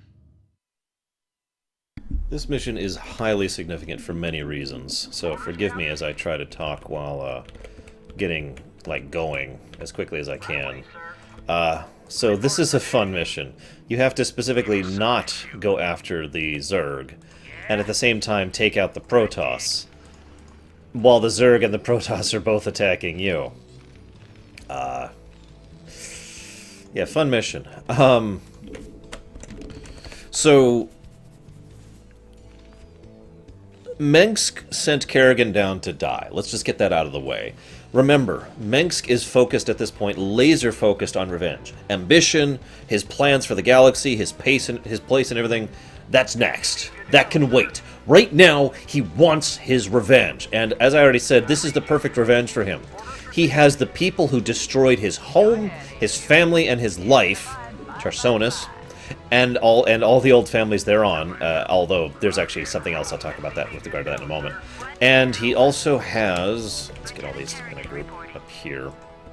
And he has the very woman who killed his father down there to do it. He is going to leave Kerrigan down there on purpose. Now, did he know they were after Kerrigan? No. Did he know they were after Kerrigan? Generally, yes. To explain what I mean by that, we know at this point in time that the greater Zerg swarm is here for Kerrigan.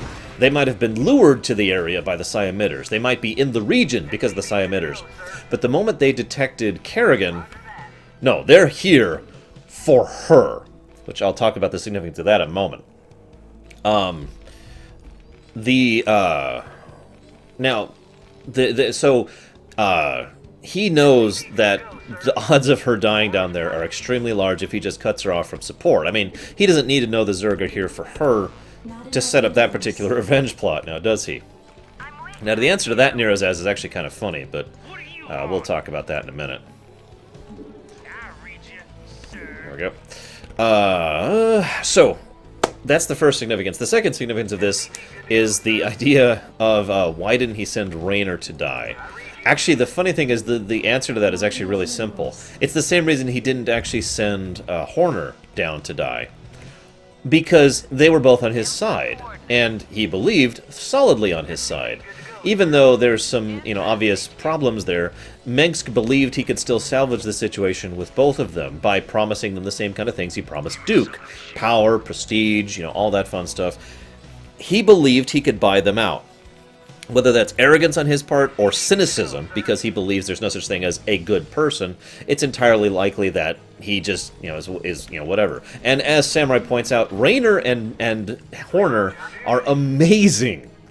I mean, I hate to overemphasize this, but think about what they accomplished in StarCraft 2 with the utter lack of resources they have. Horner is the captain. He has all of the magistral skill. He can run the bureaucracy. He can run the tight ship. He can keep the ship going. As I've talked about before, that is not a small task. Keeping that ship going and running and functional with the limited resources they have is amazing that he can pull that off and maintain order and discipline amongst the crew, etc., etc. He can do that on a large scale. Horner is the bureaucrat, but I mean that in a good way. He's the one actually running the specific day-to-day aspect. Then there's Raynor, who is a great tactical leader, a great frontline soldier, and a very charismatic man who can keep people together. And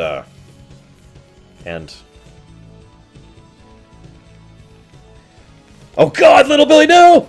And so then Raynor, yeah, he's running a flying city. So Raynor and Horner are like a perfect fit for each other as far as the tactical acumen that they provide.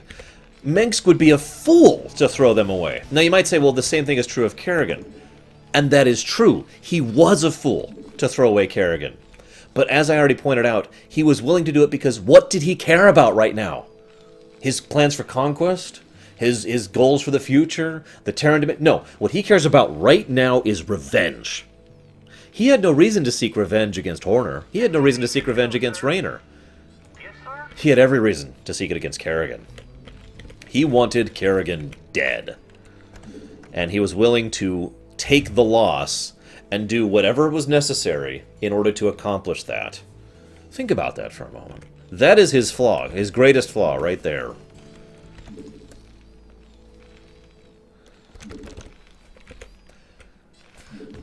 It's kind of sad, really. Mengsk is actually such an interesting individual. He could have been the Cisco of StarCraft. He could have been the man, the brilliant man, on the point, charismatic, powerful, intelligent. He could have been the one. He could have been the one to unite this land like has never been done before. Whoa, whoa, go, go! God, no! Let's wax these critters. Stay cool, Commander. Remember the plan. The Zerg are to remain unharmed. Frickin' Zerg.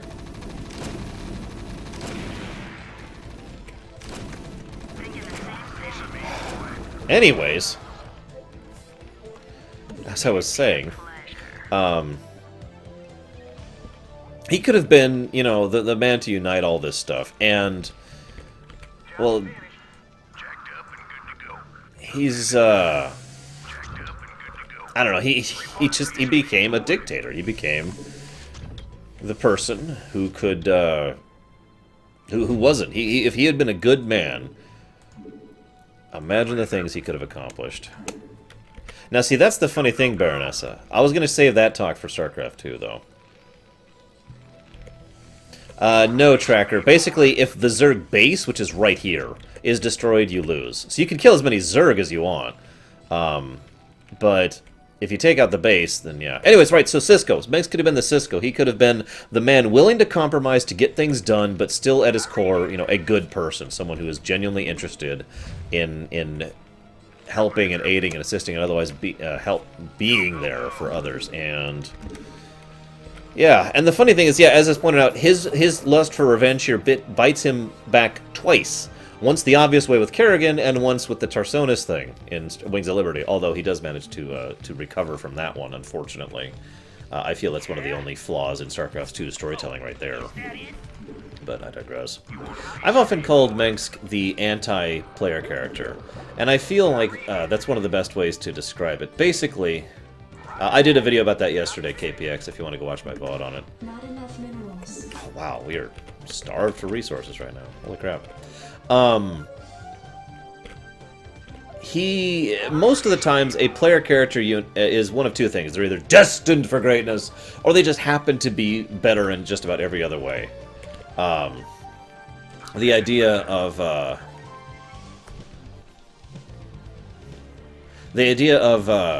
you know, just having more drive, having more ambition, having more strength, having more chutzpah to keep going, is what the player character usually has. And indeed, that is exactly what Raynor has. I mean, Raynor is not exactly some destined hero of doom. He is just a guy who also happens to be all of those things I just mentioned, which is also true for Arcturus. Mengsk is exactly the same way, he just happens to be on the other side of the fence. And I love that. I love that dichotomy between the two of them. But I'll talk more about that in StarCraft 2, where I think it's more relevant. Here, of course, we have Kerrigan. Now, why is Kerrigan here? Why does she have faith in him? Kerrigan, let's talk about this for a bit, because Kerrigan was saved from the Confederacy in general and the Zerg programs in specific by Mengsk. The original intention was to kill her. In actual fact, as she finds out later, as I already mentioned to you guys, everything about the Sons of Korhal that was being done for revenge. He was specifically seeking out all of the ghosts who had killed his family. That's a good point. I think we need to speed up the game speed a bit there. I'm not sure why it got turned back down. He was just out for revenge. That was all he cared about. That was all he was after. And at a certain point in their story, they go and search after the other ghosts who had killed his family, because there were 3 ghosts total. And they murder the other 2. And that's when Kerrigan finds out, you know, he's been doing this whole thing just for revenge. And Mengsk forgives her for what she did, and decides to go ahead and spare her and allow her to keep going. And that's basically the moment at which she becomes loyal, for lack of a better way to put it. She's like, aha, you know, Mengsk isn't like my other leaders. He is willing to look past things like revenge and petty personal desires for the good of the mission and the situation. Which, given the context of what we're talking about right now, is bloody hilarious. Yes, Kerrigan was absolutely brainwashed. It's not even an implication. It's stated outright. Oh my god! Yeah, really?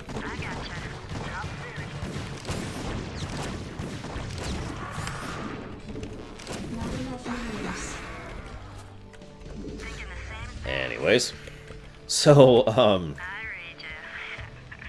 yeah, like I said, she was like, aha, you know, oh my god, he's not a horrible person, this is fantastic.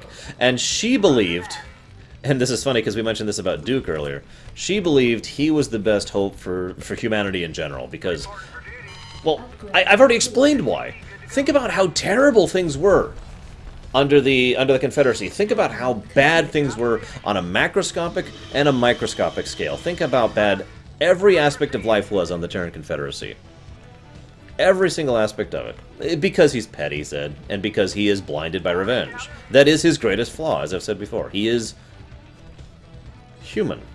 And he cannot escape that desire. Now, it's funny you mentioned that, Kemek. I said it before and I've said it again. I feel the relationship between Raynor and Kerrigan is believable in StarCraft 2 for reasons I'll get to when we get there. So I'm not going to discuss those right now because it's not relevant right now. But what I will discuss right now is that I am really resource-starved on this map. No, Raynor has been a fighter for years and years and years. He is well experienced at combat. He's damn good at combat. I'll agree with that, Deacon. I would like more fleshing out of it, honestly. Oh, the Confederacy easily, Night Forger. That's not even a question for me. Okay, let's get up our last line of defense, and then we'll be ready to move on with this mission.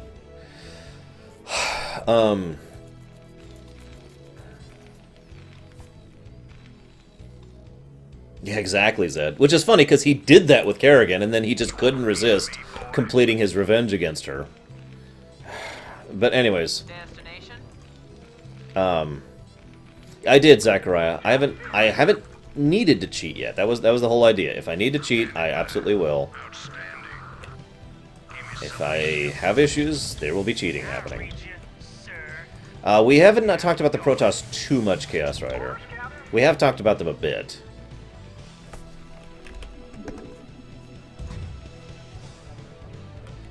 We are having a little bit of mineral shortage right now, but we're going to try and solve that basically next.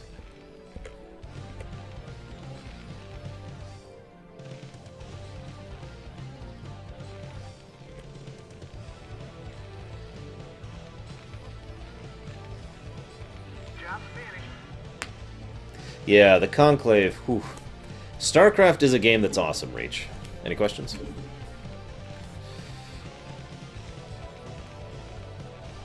Oh, seriously, Deacon.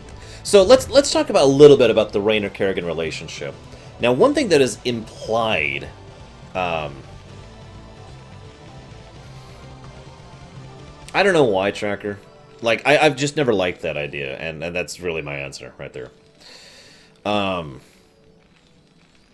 Words. One of the, You're welcome, Reach.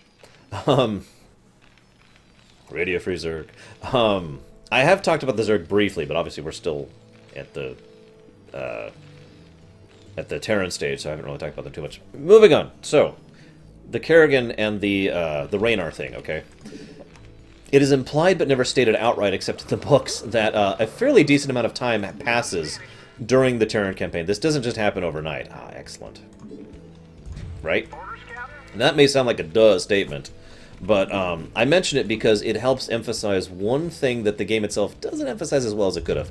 And that's the fact that Raynor and Kerrigan have actually had a decent amount of time to cultivate a professional relationship with each other. Now, it's obvious that Raynor has a crush on her. I would say that at this point, at the most that Raynor has for her is basically infatuation.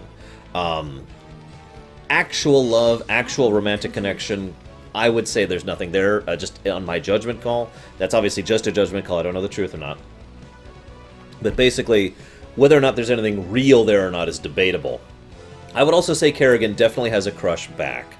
Kerrigan is the kind of person who, based on all of her past and all the terrible things she's been through, would idealize someone who is much of a good person. As Raynor is. So she would see him as someone to be like, yeah, you know, he's a great guy. It's like the comment that Tally makes in Mass Effect 2 if you romance her. It's like, you know, why would I possibly fall for the guy who swoops up and saves me and is trying to save the galaxy? You know, of course I would, right? And that does make sense. Let's be honest with ourselves, Raynor is actually a bit of a catch. I freely admit this. I'm sure other people admit this as well. So it's logical that the two have, you know, a bit of flirtatious, close relationship with each other, but not an actual, real relationship. I mention that because that is absolutely critically important to what's going to happen in between StarCraft and StarCraft 2, and fully explains why it is that he ends up not killing her. Now, again, I'm not trying to be too defensive on this one, because it is worth noting that they kind of dropped the ball on this. They really, really, really should have had more of the relationship being developed and more dialogue and more interactions between the two, so we could actually showcase everything that I am mentioning to you that is implied, as opposed to just, you know, it would be nice if they actually showed it on screen, is basically what I'm saying. I would say that is a very fair assumption, Night Forger, absolutely. Now, in StarCraft 2, yes, I absolutely think it is a far more serious, real relationship in StarCraft 2. No shipping involved. I just think that's logical based on everything that we know about the circumstances, including a few things that, again, I will talk about shortly. And by shortly, I mean when we get to StarCraft 2. God, I am so resource-starved.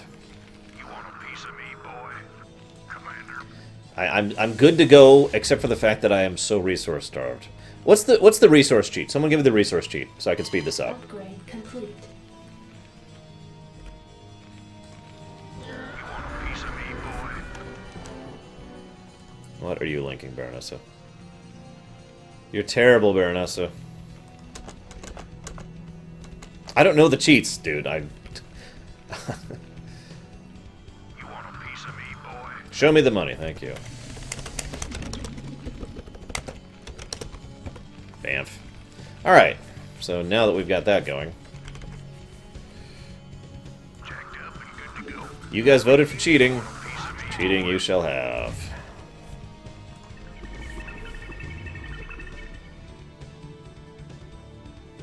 Actually, Samurai, I do have an explanation for that, and I've seen it happen in real life myself. It is a theoretical. It's basically something that could happen. And they just got lucky, basically, and it did happen. Yes, sir? Actually, I suppose I... Here. 2... 3...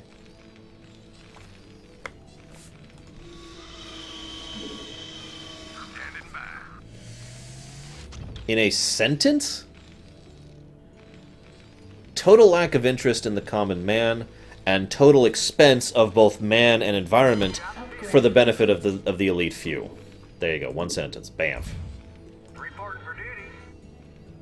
Kerrigan isn't a Zerg. Kerrigan is actually a hybrid.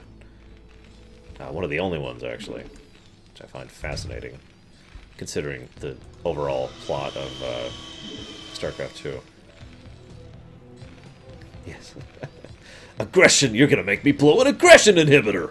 Job finished. Add-on complete. Reporting for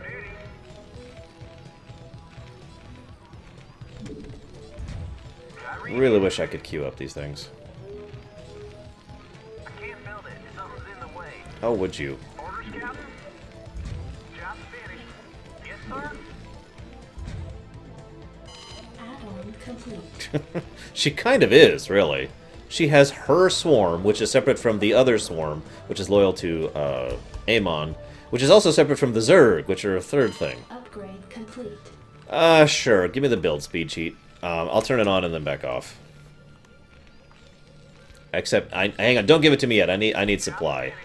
I read you.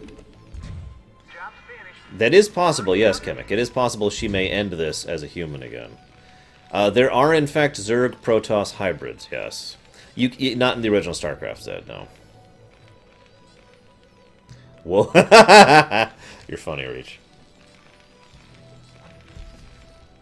Yay, Bregwin! You know what that means. We need to celebrate tonight. Fine. I hate cheating, but we are on a deadline, so food for thought. Their supply is no longer an issue. Base is under attack.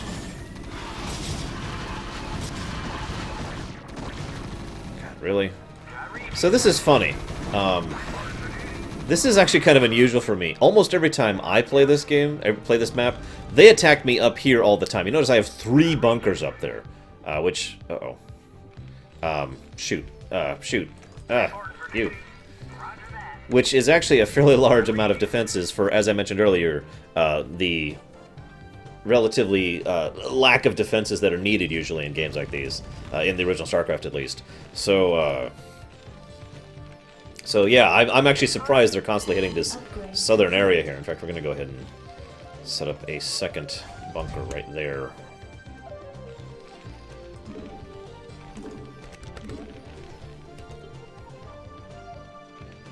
Interesting, 7th.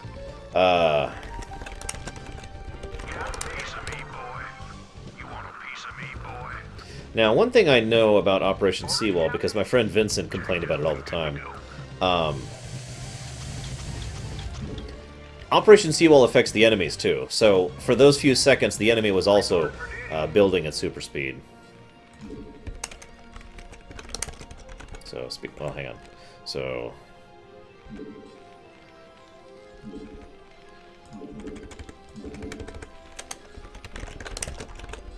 Go! Wow, that's slow.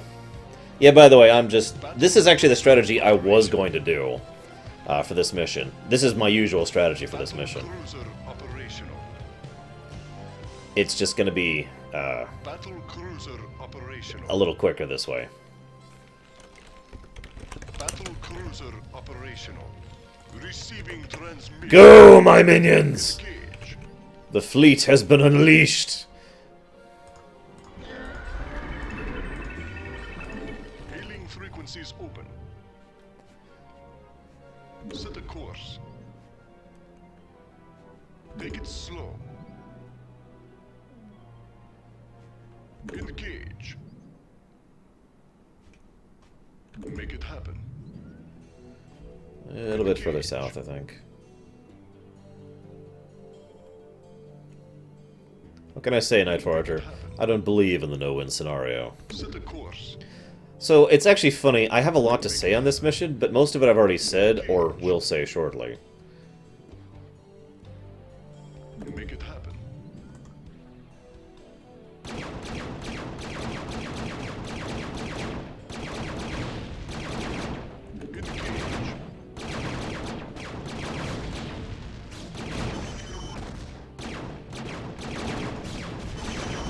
Actually, that's mentioned in Starcraft 2 why she did that deliberately. In the cage.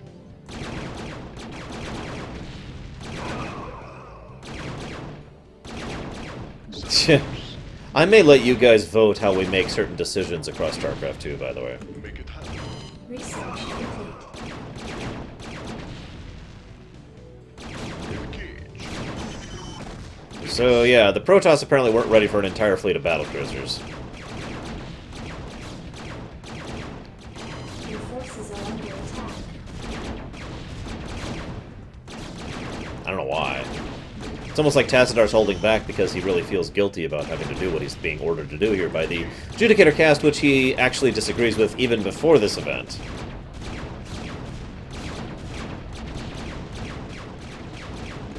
Seawall. It's actually a reference to something. I don't remember what off the top of my head. Yes, I did, Krenzler. We'll be talking about that when we get to Heart of the Swarm. They actually reference it rather specifically. Set the course. Base is under attack.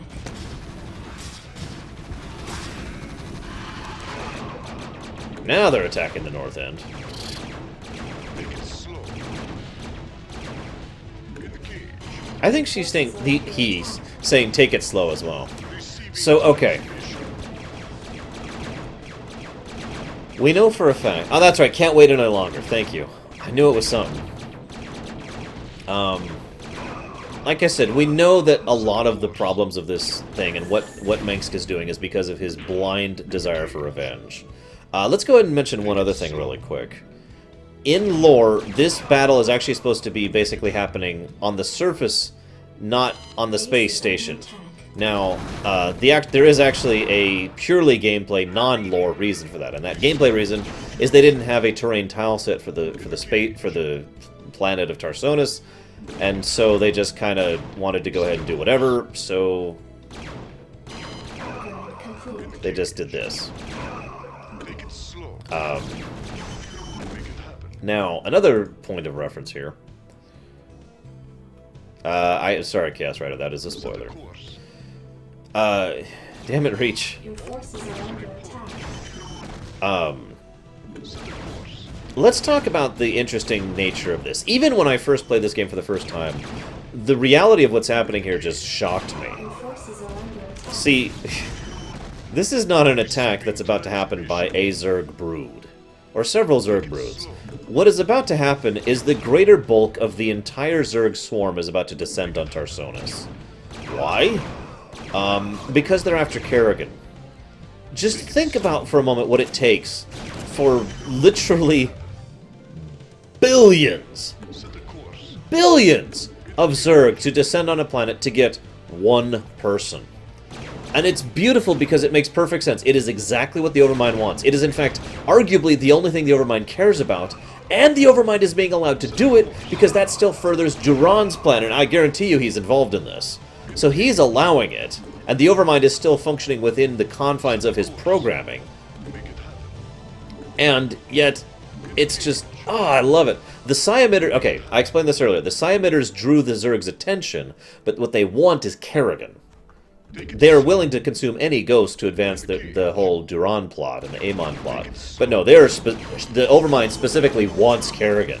And again, it just speaks volumes. I mean, imagine for a moment if, like, the entirety of the entire Romulan Empire, or the entirety of the Borg, or the entirety of the Dominion, just came after one person, one individual. That is the significance of what the Zerg swarm are about to do. And as we're fighting off the Protoss and forcing them to retreat, the entire swarm is moving through warp space to get here to descend on Tarsonis with a vengeance, just to take Kerrigan. God, that's something about that thought is just, I don't even know how to process that. That's just, holy crap.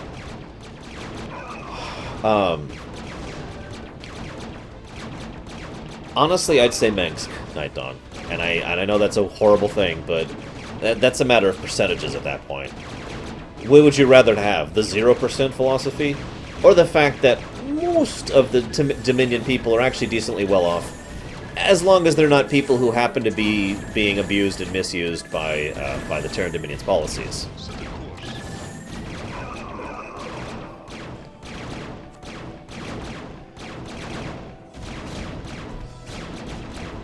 Yeah, there was no salvaging Tarsonis. No, I can't, Night Forager. God.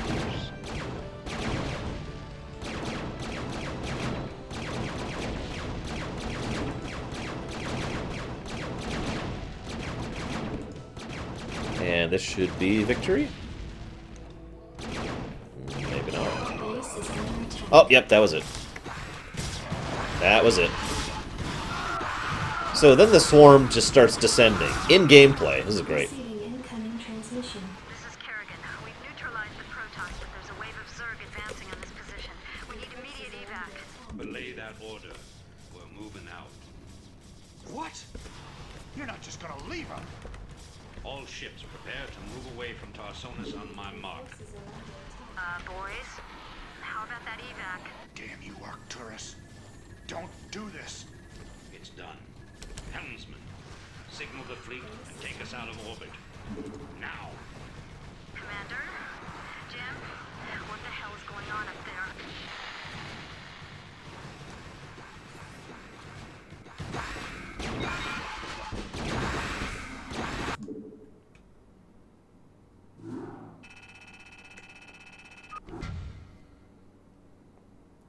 So,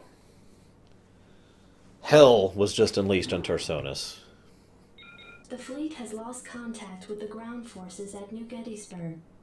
General Mengsk has ordered the immediate disengagement of the Korhal fleet from the Tarsonian system. Protoss and Zerg forces continue to battle across the core continent of Tarsonis. Receiving incoming transmission. I can't believe he actually left her down there. I'm gone, and you better come with me. There's no telling who Arcturus will screw over next. Receiving incoming transmission. Gentlemen, you've done God, listen to his very voice. well. But remember that we've still got a job to do. The seeds of a new empire have been sown, and if we hope to reap... To hell with you! You're making a terrible mistake. Don't even think to cross me. I have sacrificed too much to let this fall apart. You mean like you sacrificed Kerrigan? You'll regret that. You don't seem to realize my situation here. I will not be stopped. Not by you, or the Confederates, or the Protoss, or anyone. I will rule this sector, or see it burnt to ashes around me. If you try to get The in fleet my is way... prepped and ready, Commander. Awaiting orders. The hell with him. We're gone. It appears that General Duke has successfully activated Tarsonis' primary defensive weapon, the ion cannon. The cannon must be shut down if any escape attempt is to be made.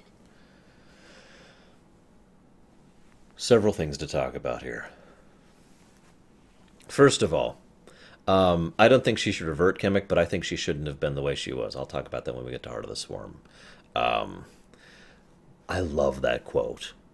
I actually, you notice I was looking at the camera. I didn't have to read the text because I have that quote memorized. I love that quote from Mengsk. It is so indicative of his mindset. I will rule this sector or see it burnt to ashes around me. I love it. Couple points. First of all, his voice. Oh, I love the voice actor who plays Mengsk. He has three basic tones in his speech. I've already explained two of them: the statesman and the boss. You know, the person who's trying to force you into a very aggressive thing, the alpha male kind of a thing. We heard the alpha male thing here, but we also hear his third voice for one of the only times in the history of this in these games, the actual Mengsk voice. Now I know that sounds weird, but if you listen to it, and Lord knows I have, I'll explain why in a moment. Mengsk sounds different in that one line that he said, "Gentlemen, you know, the seeds of a new empire have been." That old line he says right there, he says that differently than he does everything else in the whole game. And that's because he's done it. He has to be so satisfied right now. Can you imagine having a grudge for years and having just finally accomplished the one thing you focused all your energy and effort on, and then after doing it, it's like, and all that weight is gone, and all that focus is gone, and it's just the most satisfying feeling in the world.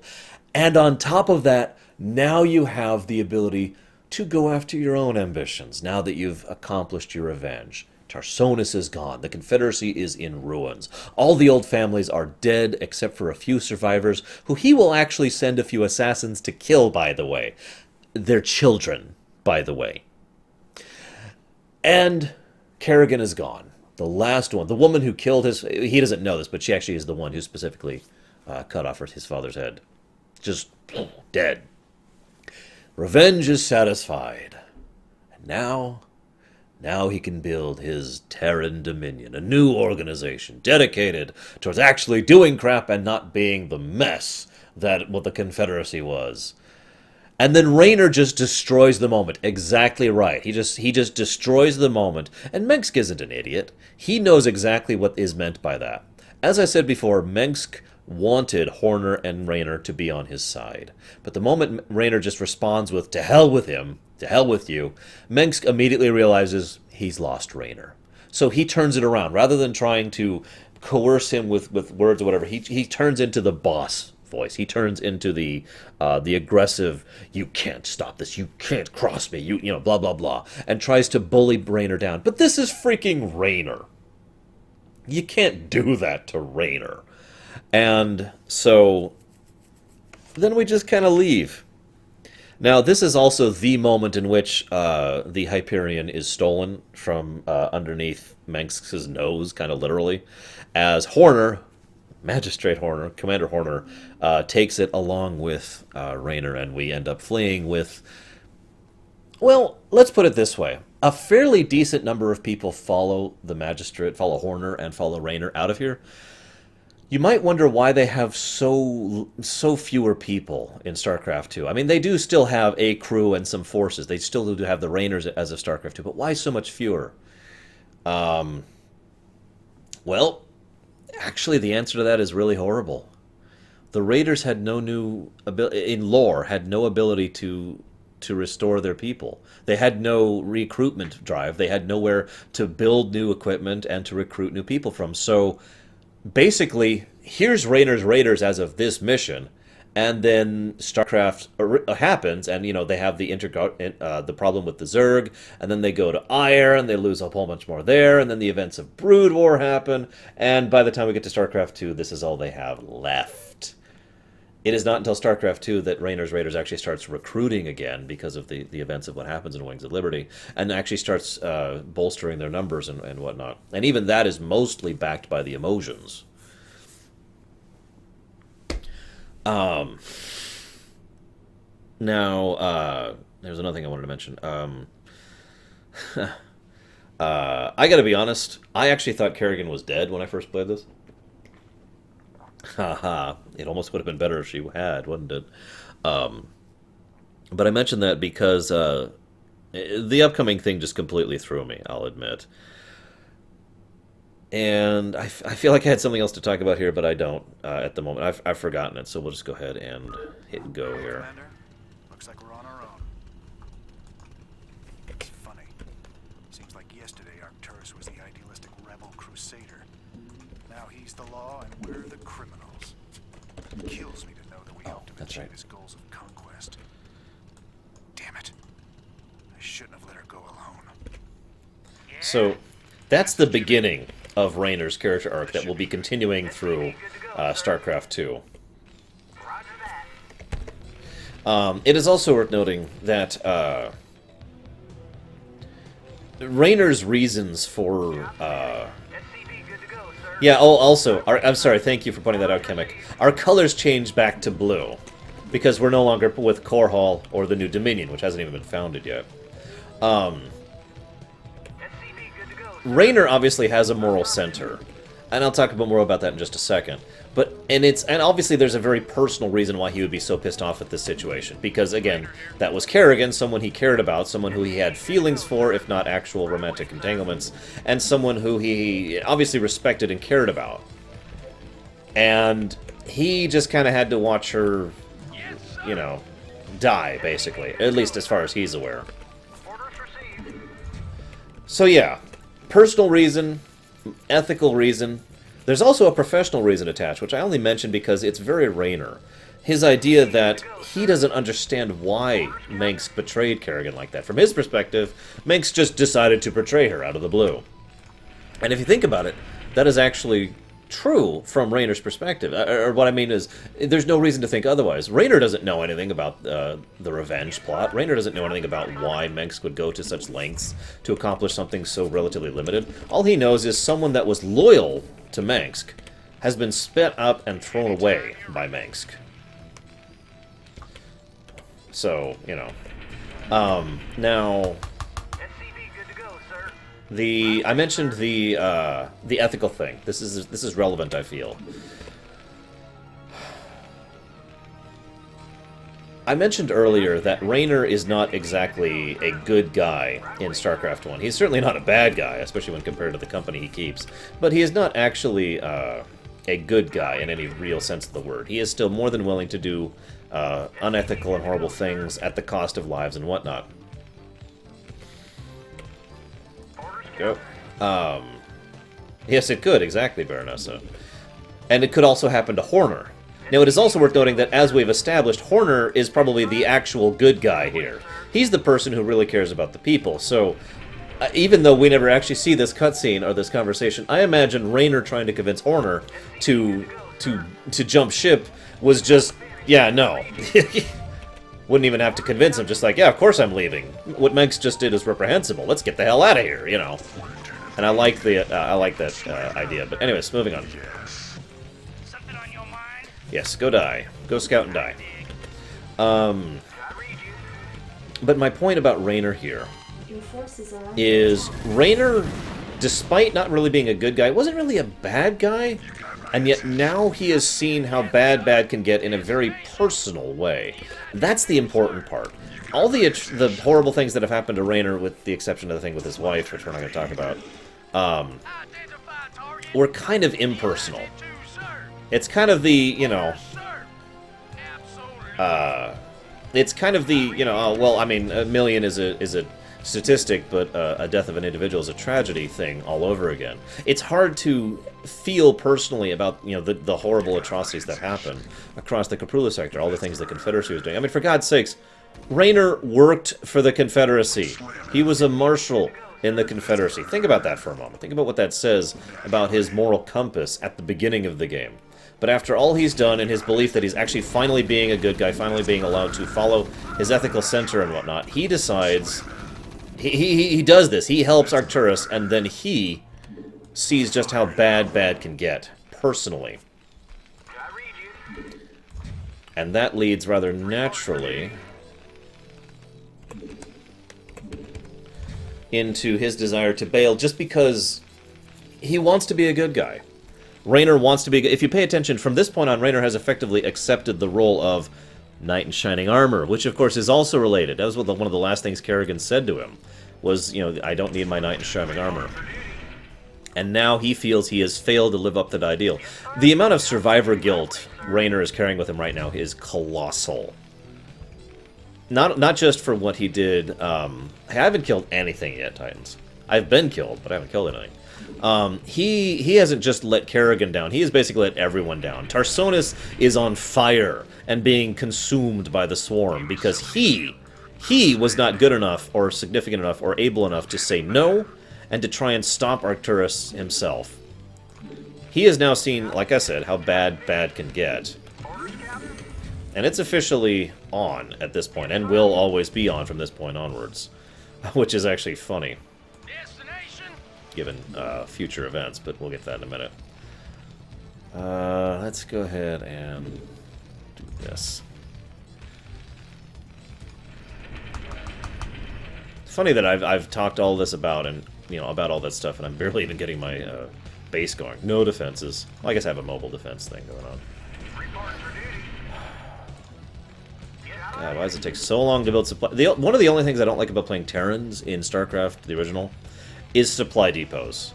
Overlords are awesome. Pylons are awesome. Supply depots are a waste of space. I do too, Nero says. It's often been postulated, where the heck was Horner during the invasion, during the attack on the ground. I personally have always felt he was basically forced to stay up on the ships, just like Raynor was, and so doing, he was literally not able to be there on the ground himself, and so, commanding from afar, kind of a situation. That too, Nightforger, and I will again be talking about that in the future. Sure, supply depots are a waste of space. No, you're probably wondering about the lore aspect of supply depots. Supply depots are basically mobile munitions factories. They provide ammunition, raw material, and armor, chunks of metal, that kind of a thing, in order to keep a army functioning. It is also hinted at, that supply depots are also massive refrigeration units, which is what allows them to keep large stocks of food to keep the military going. Tell me about it, Samurai. I used to have to keep a dropship around whose only job was to pick up stranded SCVs. I kid you not. Job's finished. I can't build there. Oh, for God's sakes. Yes, you can. I read you. Affirmative. I can't build there. Yes, you can. Report for duty.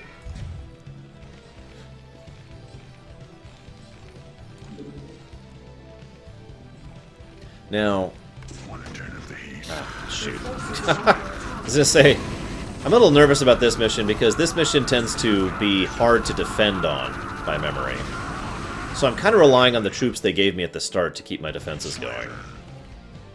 Add-on complete. Job's finished. I was gonna get that going. Maybe I shouldn't at this point. Add-on complete. Want to turn up the heat? Fire it up. Job's finished. Yes, sir.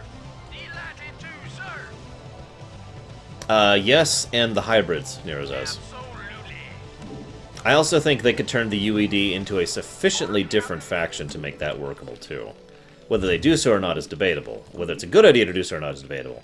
But we do basically have verification from the developers of StarCraft that they do want to do more stuff with the UED. We don't know if they'll be in Legacy of the Void. I haven't heard anything about that. I'm not sure if I even want anything about that, because I'm not sure the UED fits in the Legacy of the Void storyline. But I am very, very curious to Add-on complete. see what they do with the UED in the future.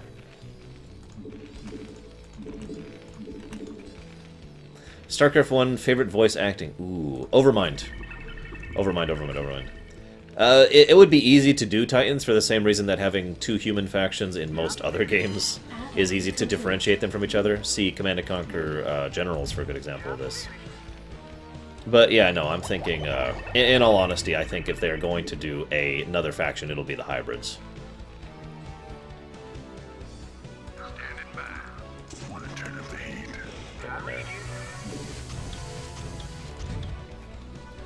United Earth Directorate. By the way, as much as he's an idiot, and he is, I think De Gaulle is kind of cool and also a great voice actor. I actually already have Pencil, but just for you, while this is going, I will pull up the Stimpaks thing again, because I already have it up right here. Stimpaks are drugs that, and I quote, "This inbuilt chemical delivery system doses Marines with a powerful mix of synthetic adrenaline, endorphins, and a psychotropic aggression enhancer. Marines on stims benefit from greatly increased speed and reflexes and are subject to long-term side effects including, but not limited to, insomnia, weight loss, mania, hypomania, seizures, paranoid hallucinations, internal hemorrhaging, and cerebral deterioration." I'm not sure what I think about the fourth faction idea. I've heard several people bandy that thought around in the past. Now, we've seen what exactly the hybrids are like, and they're mean bastards. Yikes. They are not fun. Stukov is awesome. And then he continued to be awesome in 2. At least, I think he did.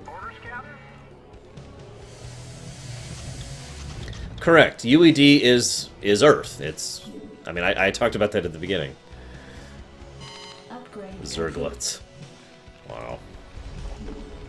So we've got a little bit of a Vespene shortage, so we're going to have to expand, which means I'm going to have to be very strategic with my resource usage right now, which I can do, thankfully.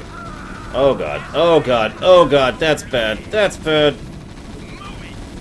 What's the invincibility cheat? For no reason.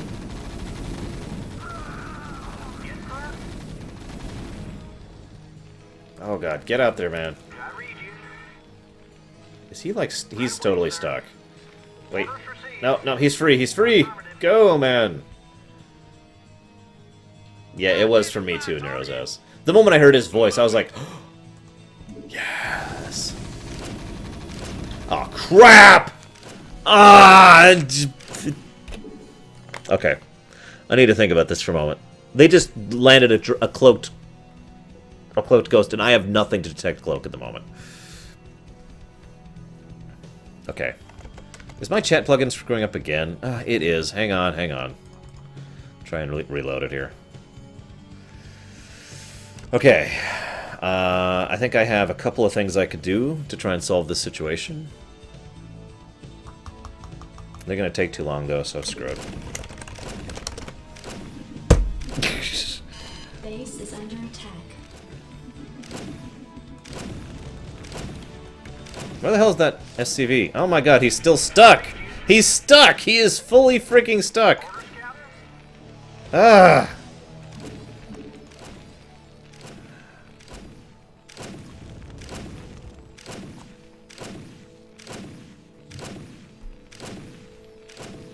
So, anyways. Oh my god. They're like super trapped. I can't get my SCVs out. I'm stuck. I'm literally stuck.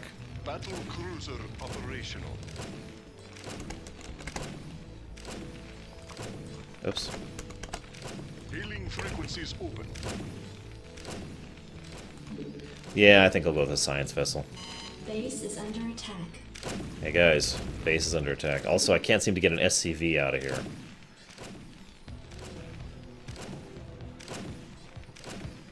Oh, oh! Go, man! Repair!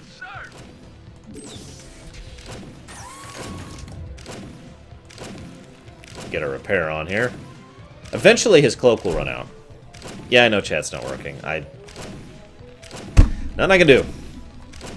I could use the crappy chat. We'll use the crappy chat until chat is working again. How's that sound?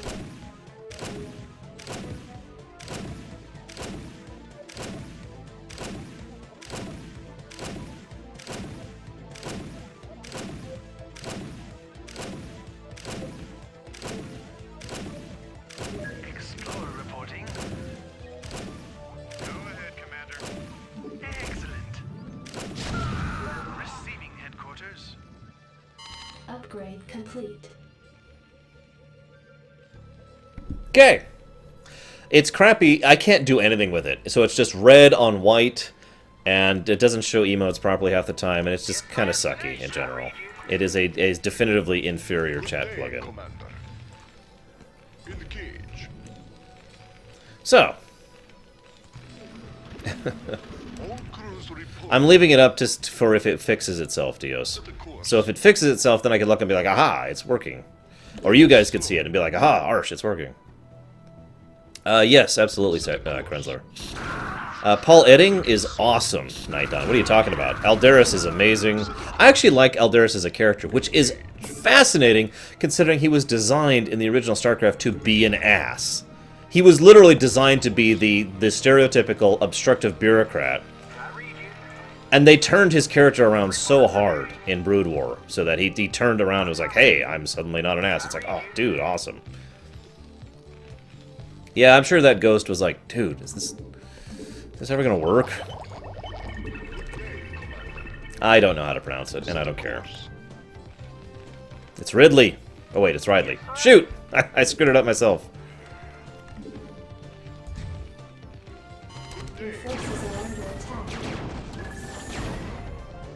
Take it slow. So, for those of you who don't know, Battlecruisers are stupidly expensive. Basically, they don't actually take that much minerals, ironically, but they take 300 gas each battlecruiser. So, Take it slow. yeah, it's costly as crap to actually field battlecruisers. Make it happen. Take it slow. In the cage. Make it happen. Yeah, pretty much exactly right, Samurai. I'll talk about my thoughts on Aldaris in a bit. I actually do think Artanis is a great viewpoint character for Legacy of the Void. As much as I love it, Zeratul, he's got a lot of baggage right now. And, fingers crossed, I'm hoping... Your forces are under Well, without a better way to put this, I am really, really hoping that the prophecy Zeratul keeps following is actually fake. See you around, Dark Hazard. And thus...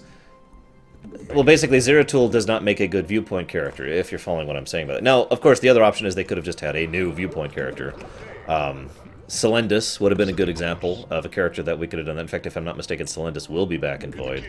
And the new gentleman, Phoenix Jr., whose name I don't remember. Set a course. Obviously, given what I just called him. Take it slow. Make it happen. In the cage. Oh, chat's back. Chat's back. That's exactly why I left that on, right there. Excellent. Celendus is in. Awesome. I like Celendus quite a bit.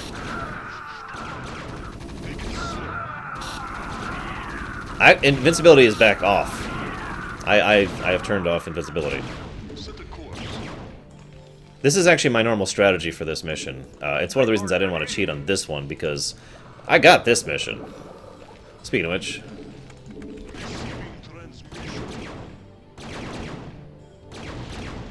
I don't know, I did. Zeratul is damned old, yes. But I feel like that's more a byproduct of Blizzard's... Or not Blizzard Syndrome, wow. Number Syndrome. You know, the inability to understand what duration and length mean. It could also be argued that that kind of goes all the way back to Tolkien, where the elves basically act like people with only a few variances in their culture and society, despite being millennia old. You'd think someone who was millennia old would act differently, wouldn't you? But who frickin' knows?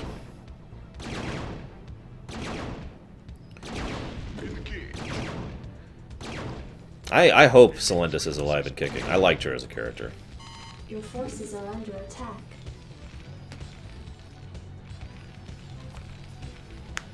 I've actually already talked about that, Krenzler, so I'll give you a quick summary. The tendril things were what the Protoss were using to keep that Kala, the communal bond between them going. And they severed them in a, basically as a symbolic act to show that they were separating from the Kala because they believed in individual will over the community. It's actually funny, the Protoss, and I really don't want to talk too much about the Protoss right now, but the Protoss are actually an excellent example of the individual versus the need of the many versus the need of the one, basically. Because that's most of Protoss history in a nutshell, the needs of the many versus the need of the one.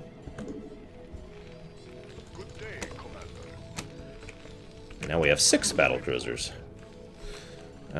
This is a good time to get this going. We'll do that many. Upgrade complete. Probably Nerozo's. Either that or, well, he'll go down in infamy, as opposed to fummy. That's a word, right? Fummy. Hailing frequencies open. Set a course. Take it slow. Make it happen. I read you. Receiving transmission. Yeah, pretty much, Diaz. Entaro Adun, dead. Hailing frequencies Since, and I talked about Adun earlier as well, and we'll talk about him again. Caldalis, yeah, I know Samurai. I just remember him as Phoenix Jr. because I'm bad with names. Yes, that's my reason. Orders, Captain? I read you. SCV good to go, sir. Receiving transmission. Well, hurry up, Deacon. God. Take it slow.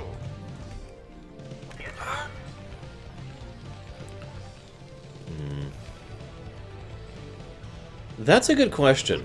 There's a lot of possibilities for what the heck actually happened to Tassadar. I have a theory that I hope is wrong, because I don't like that type of story arc, and that's my answer and my reasoning. Basically, I think he's, well, a reincarnated Zelnaga, for all intents and purposes.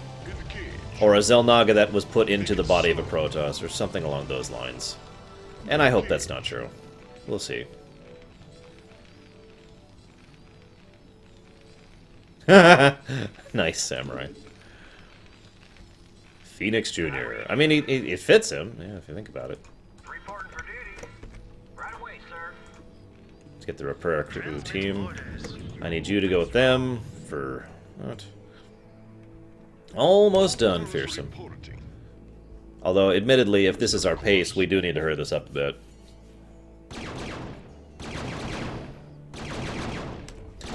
Because now we have 6 battlecruisers, so this is going to go a little bit faster.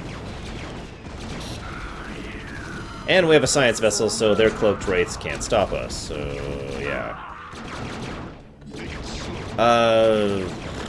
There's 2 ways of warp working, Nighton. There's the more primitive way, which is usually what the technological races use, in which, oh, jeez Louise. Oh, God! Oh, God! No! Oh, God almighty! Come back! Come back! Ah! No! Abandon the fight! And go kill! Oh, Jesus.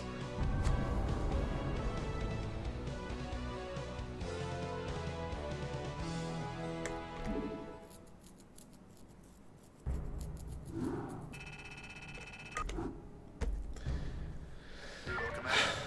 Looks like we're on our own. It's funny. Seems like yesterday Arcturus was the idealistic rebel crusader. Now he's the law and we're the criminals. Kills me to know that we helped him achieve his goals of conquest. I'm trying to remember the cheats you guys gave me. Shouldn't have let her go alone. Reporting for duty. I can't build there. Orders, Captain? Guys, I just got Raynor killed. In the interest of speeding this up, because we do actually have a deadline here, let's go ahead and blaze through this.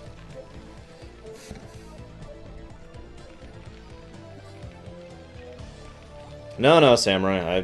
I've got those 2 memorized. It was Show Me the Money and Power Overwhelming. They're nothing compared to my Alpha Squadron, boys. Job's finished.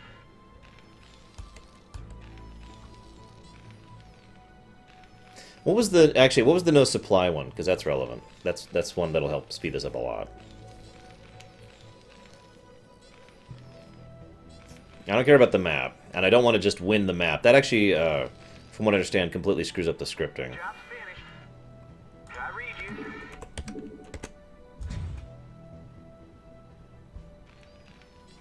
Food for thought, thank you.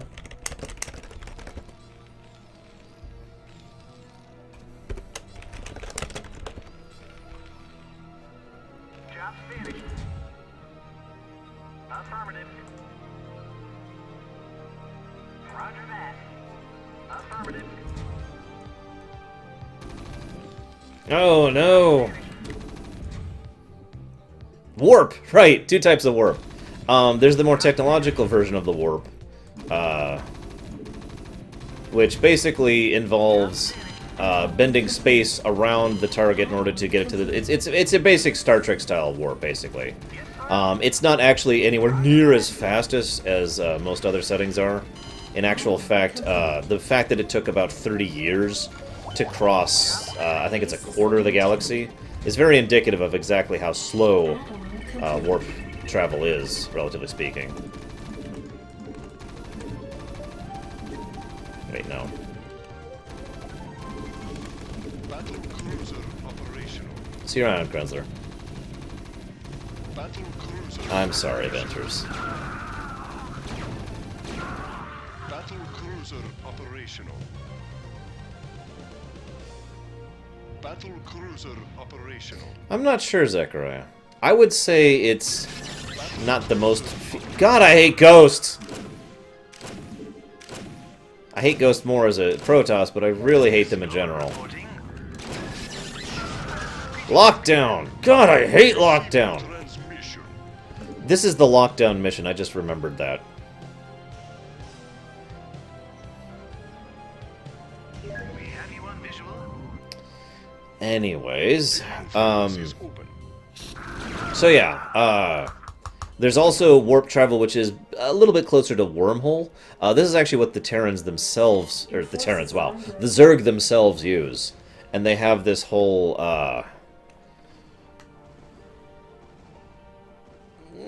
basically they generate a warp field that it is effectively an artificial wormhole, so it's like here to here. And going through it isn't instantaneous. It's not like a immediate warp gate or whatever. It just shortens the distance you travel. And that's how the Zerg warp around. It is implied that the Protoss do some of that, except more advanced. So, you know, that's a thing, too. And it's also supposed to be really, really, really unpleasant to go through the wormhole, for all intents and purposes. Your forces are under attack.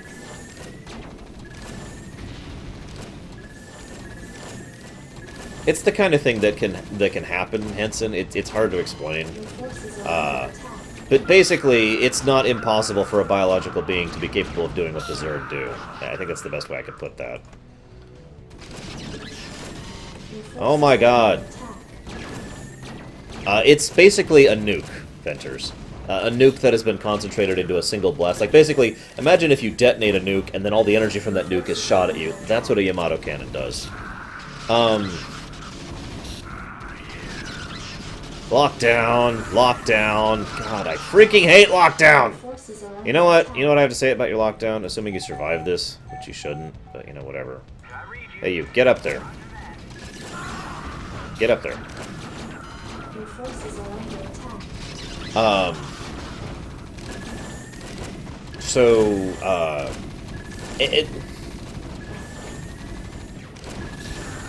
The idea behind the Zerg is they are not just, you know, super powerful or whatever. They are very well engineered. So they actually require things like Vespene gas and minerals to provide the enormous amount of power and energy they require. We as human beings and biological beings, we need food to keep us going. It is literally our fuel.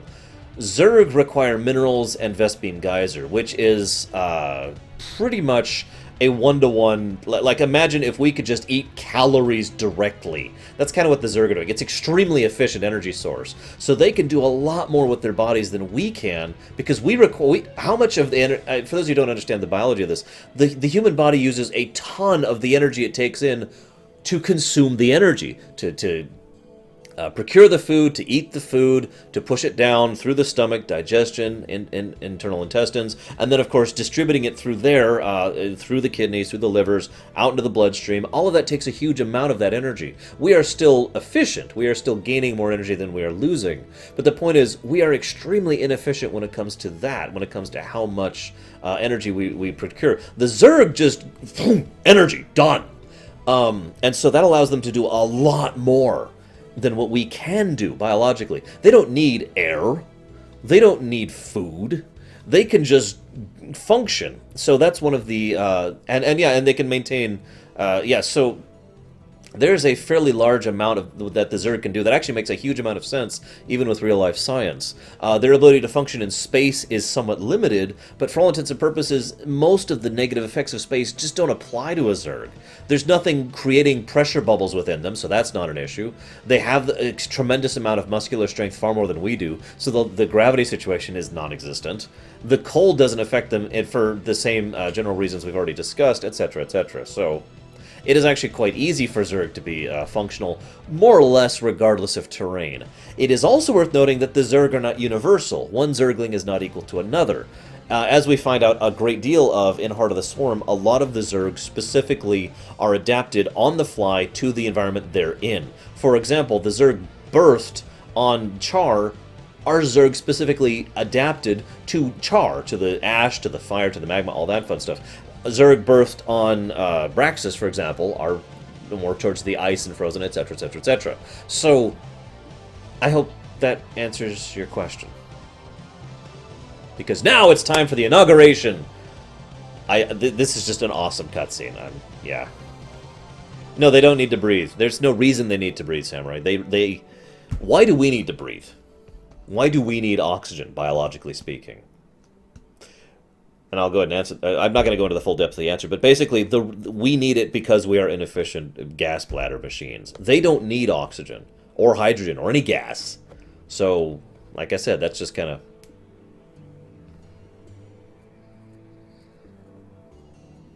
Oh, tell me about it, Deacon. Which is probably why they don't do that. So, awesome cutscene, Inc.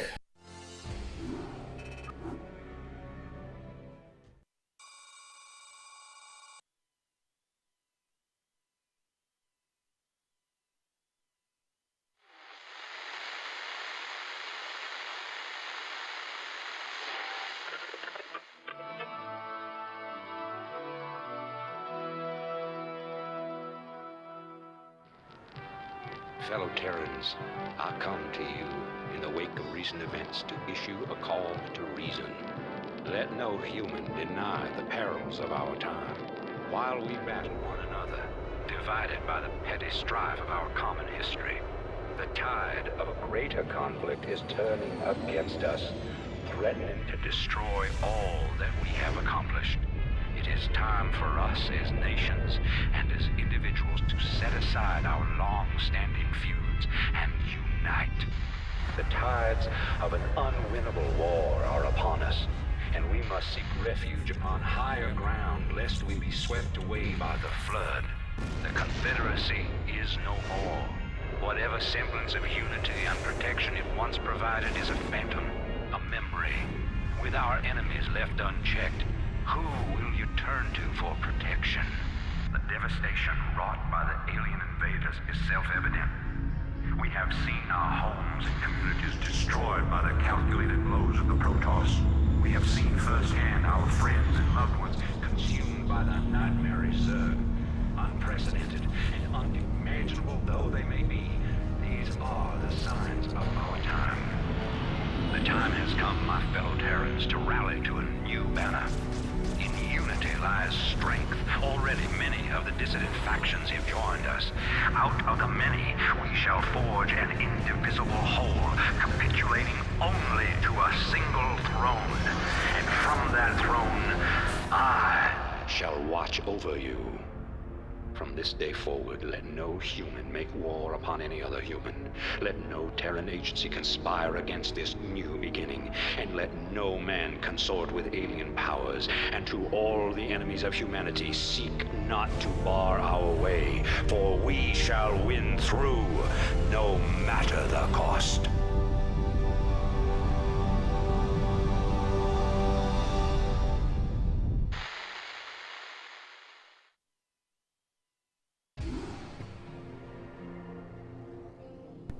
Awesome cutscene. I just feel like pointing out a couple of interesting things about it, though. First of all, his manipulation in that is just brilliant. He, possibly Night Forger, I don't know, I don't know that much about it.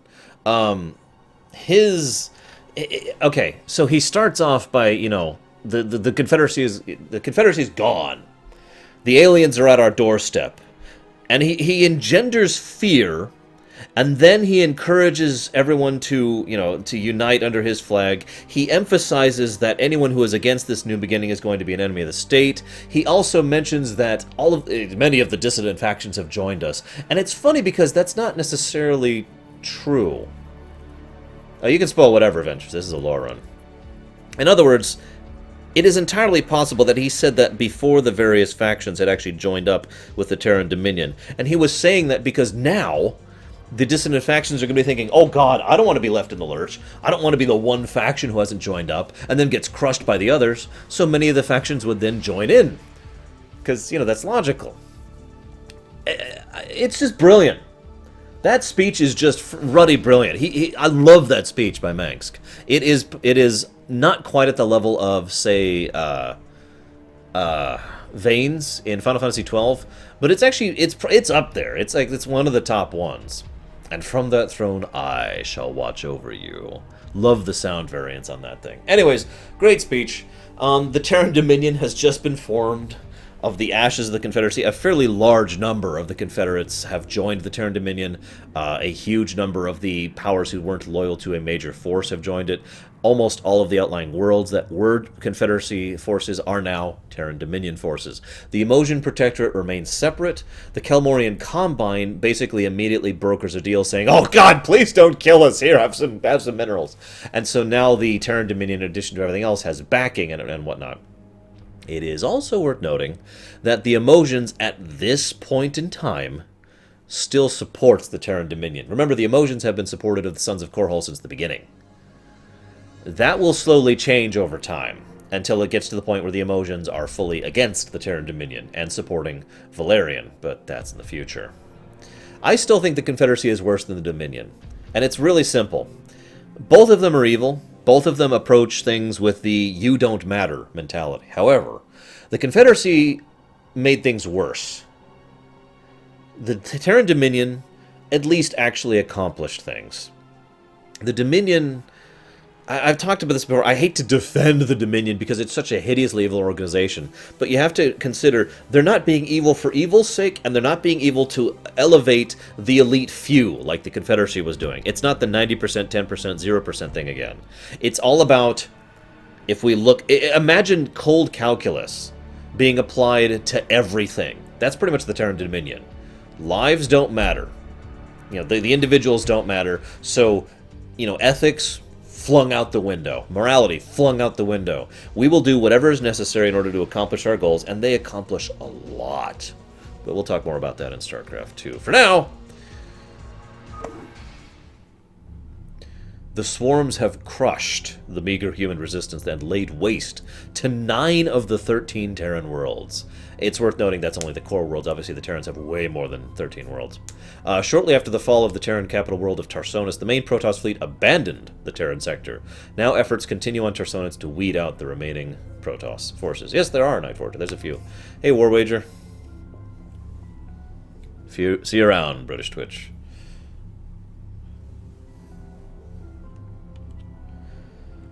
Awaken, my child, and embrace the glory that is your birthright. Know that I am the Overmind, the eternal will of the swarm, and that you have been created to serve me. Behold that I shall set you amongst the greatest of my cerebrates. that you might benefit from their wisdom and experience. Yet your purpose is unique. While they carry forth my will to the innumerable broods, you have but one charge entrusted to your care. For I have found a creature that may yet become the greatest of my agents. Even now, it resides within a protective chrysalis, awaiting its rebirth into the swarm. You must watch over the chrysalis and ensure that no harm comes to the creature within it. Go now, and keep safe my prize.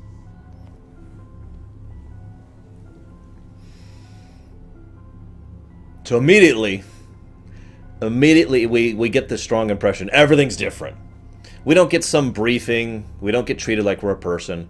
We get the Overmind talking to us directly. This is also interesting because this is something that's kind of unusual. It was unusual at the time, storytelling-wise. So how many times, to use a Dragon Age example, how many times do you think we got an internal look at what it's like to actually be a member of the Darkspawn Horde? Now, you could argue once, maybe twice, but honestly, we never really get a chance to do that. In the Zerg campaign, this horrible alien animal force, suddenly we are actually one of them, and we get to see the internal politics and the mindsets of the Zerg from the inside, which is a great storytelling tool and allows us to see basically the completely other side of things. I love it. It's wonderful. Venters. Assuming that means the Overmind survived, which I am assuming, I'm pretty sure we would have all died years and years ago, and Amon would have completed his plots, and that would have been the end of that. So, yes, our cerebrate actually dies in the Protoss campaign of Starcraft 1. That's been confirmed. We are playing a cerebrate, for those of you not aware. Let's explain a little bit of how that works. The Overmind structure is like this. The Zerg swarm structure is like this. There's the Overmind, which is hard to describe. It's not actually a physical entity at the moment. It will be eventually, which is funny. But at the moment, it is just the combined will that is being maintained by all the different brains of those around it. It is effectively the collective from the Borg in a weird way. If you don't understand what I mean by that, think of it this way. Let's say you have a brain.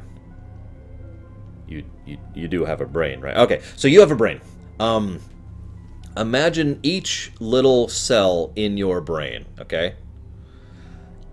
The way the Overmind works is each of the cells of its brain is all the different Zerg that are under it. All the Overlords, all the Queens, and the Cerebrates themselves. They are the matter that forms its consciousness. So it doesn't have a singular body or form at this point in time. It is just the overarching thought that is going across the whole of the Zerg swarm. Make sense?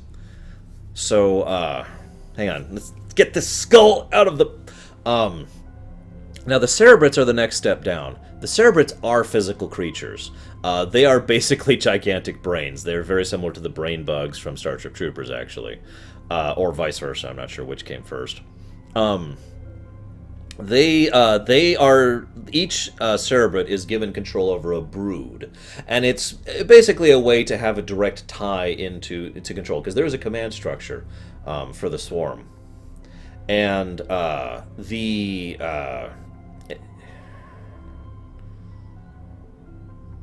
I guess that's true, Samurai, but it isn't relevant yet. It will be eventually, but again, I'm getting ahead of myself. So the Cerebrates are the overarching commanders, the national leaders of the world empire, basically. Below them are the Overlords, which give directions on a more battle-by-battle thing, and also arguably the Queens, although that was kind of abandoned, and will not come back again until Heart of the Swarm, which again we'll talk about later. So we're playing a Cerebrate. We have our own brood, which is going to be ours. The Starship Trooper shot first. Poor Han. The playstyle of the Zerg is completely different, and they actually bothered to spend the entire first mission basically like, okay, here's the Zerg. And they actually have another Cerebrate talk to you and explain to you how the function works in lore, actually, which I think is kind of nice. The reason you can't kill a cerebrate normally is actually very simple. Basically, it's like this. It is debatable if a cerebrate is resurrected, and it's the original being, or is cloned. But anytime you destroy a cerebrate, the Overmind can use its power over the void. This is one of the first times I brought this up, by the way, in order to literally just re-sew their body back together, because the energies of the void flow strongly through the Overmind and through the Zerg swarm as a whole. Now, like I said, it's debatable if it is actually the original or if it is actually a clone. It almost doesn't matter to beings like the Zerg. What I mean by this, though, is picture it this way. Let's say you die and a clone of you is brought back from the moment of your death.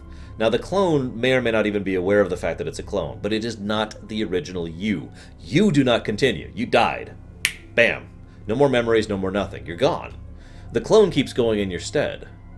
Or it could actually be resurrecting the original and just giving them a new body. And that is actually possible because of the way that the cerebrates and the Overmind work. Again, that whole stretched out consciousness thing. So pieces of the cerebrate, is consciousness, soul, sentience, whatever you want to call it, are throughout the Overmind and therefore could be withdrawn from the body as it's being destroyed and then given a new body to be put back into. So it could be either. We don't actually know. Let's go ahead and start the mission here. The hatchery is the heart of any Zerg colony. It spontaneously generates larvae, which in turn are used to spawn your various warriors and minions. Hello, Daggeth. Now, create a drone and start gathering resources. Any new cerebrates would have the complete memories of the old, whether they are clone or the original. Overlords. We don't know which it is. So, I want to show off the Zerg just a little bit here.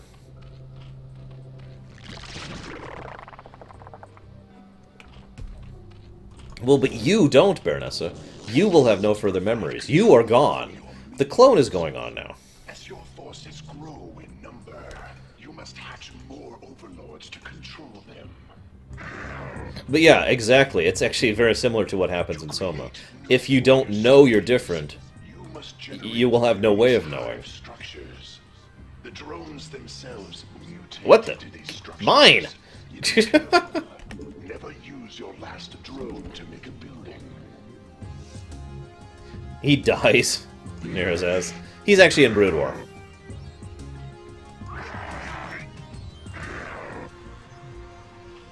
Zaz pokes up a little bit later. We'll be talking to Zaz and Daggeth a few times throughout this one. What are you, Lincoln?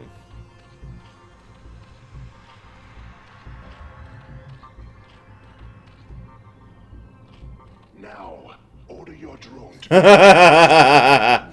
So true, Dios. You'll So notice that true. structures can only implant themselves upon the creep. I don't know, Yachman.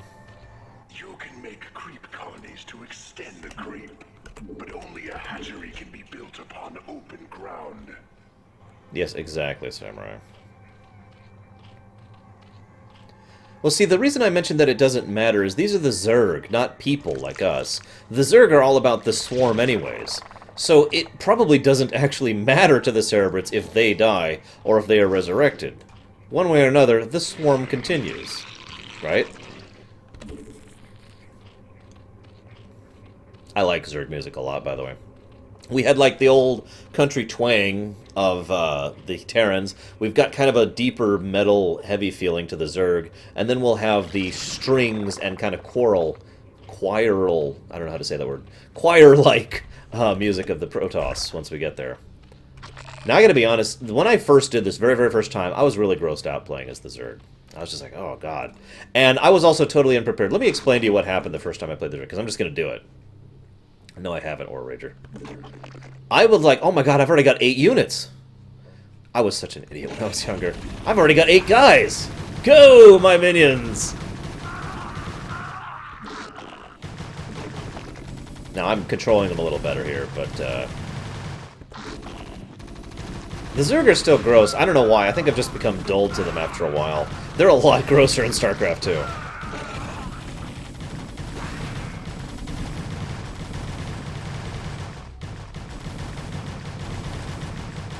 So this is actually going better than it did for me my first time. All 8 or 12 of my Zerg had actually died the first time that I did that back in the day, and it's just like,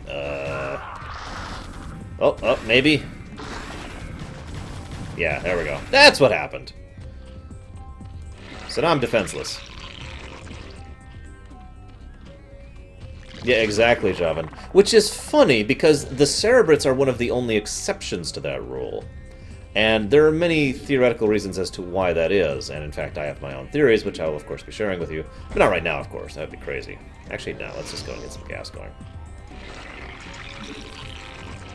Funnily enough, I can't even make Zerglings right now. I am completely defenseless.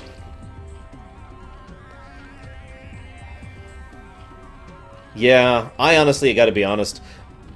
I mentioned earlier that there's a couple flaws in this game. The small control groups is a huge hassle for the Zerg.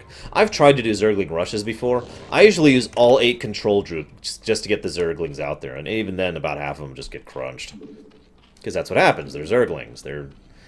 There's a reason Zerg rushing is a term, for God's sakes.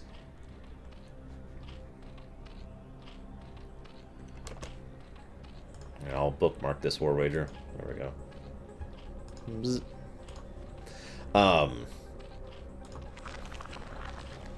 Now, like I said, the Zerg kind of function a little differently. First of all of them, their buildings and their units both, will slowly heal over time. I've often found that's not actually that significant of a thing. I've never had any occurrence where that self-healing ability was actually significant. So that's a weird advantage for the Zerg to have. They have to build buildings on the creep. The creep is basically, to use an example, the creep is kind of like the blood vessels of the body, because each of these buildings is effectively an organ, which enables them to add different nutrients and information and data back to the swarm, which can then be fed into the larva in order to create new units. Okay. Let's see. Let's get some Zerglings going, just in case they hit us. Like that! Yeah! Come on, come on, come on, come on! Fortunately, Zerglings are really quick to make, even in basic original. Come on, come on, come on, come on! Hey, Zaz. I too am a cerebrate of the Overmind. I have located a small band of Terrans who could threaten the chrysalis and the Hive cluster. You must not allow them to leave here alive. I have to admit, I like the, I like a lot of the design philosophy of the Zerg, despite the grossness. That being said, get used to the words Hive cluster, because they're going to say that a lot in the next 2 games. See you around, Night Forager.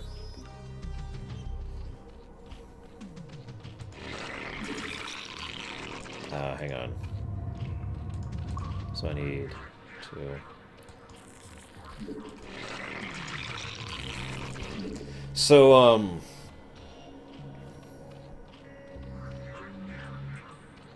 yeah, I'm hoping, Deacon. I'm trying to think what else I actually have a huge amount of territory to cover with the Zerg, and I'm debating what I want to talk about right now, because I have a lot of time to talk about the Zerg. I've got several missions in the future to discuss the Zerg. I think it was a logical move it did, and not just because... Oh my god. Not just because of the lore implications, but because of the fact that it enables them to do more with a mobile unit than the cerebrate. It also is kind of indicative of the new mentality of the swarm. Now, that's right, let's talk about the cerebrates. So the cerebrates actually do have individual personalities, which is kind of neat in its own right. I've heard people discuss why that is. I'm going to go ahead and toss out... I'm going to toss out my theory on why there's the different personalities for the cerebrates.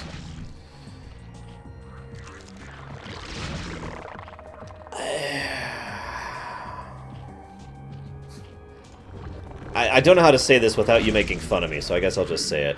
I think the different cerebrates' personalities are formed from aspects of Amon's personality. Now, before you stone me to death, let me try and explain myself a little bit here. We know for a fact that Duran is actively controlling the swarm at this point in history. Probably directly. We also know that one of the big things that is part of Duran's plan is to get enough energy into void energy specifically, and then release it in order to jumpstart Amon and basically resurrect him for all intents and purposes. The other thing... Whoa, shoot. Go, my lings!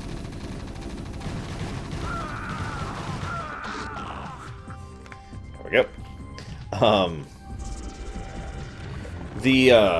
So I don't know. I don't know how to explain it. It just makes sense in my head.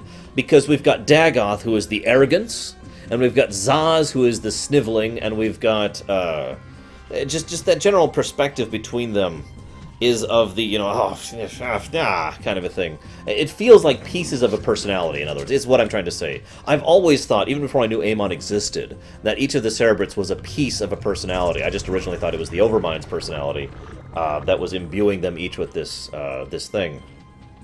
Now, there is another theory as to what's up with the cerebrates, and it's actually very logical, especially given how much I've talked about this lately, which is all the freaking time. Here's the theory in a nutshell. Ready for it? Because this is a mind blower. They are subjective to droid theory. Let me explain what I mean by that for those of you who haven't actually heard me talk about this before. I want two. Droid theory, I get the term from Star Wars. Droids in Star Wars are sufficiently advanced that the longer they're alive, the more they develop a personality. Or to put this another way, a freshly built droid is not a sentient or sapient creature. A droid that has been alive and existing and has not had its memories altered for years will develop sentience, sapience, personality. It's the same thing that happened to the Doctor in Voyager. It's the same thing that happened to Data when he was created. It's the same thing that is true with human beings in real life. A brand new baby, arguably, does not have sentience or sapience. They have the potential for it.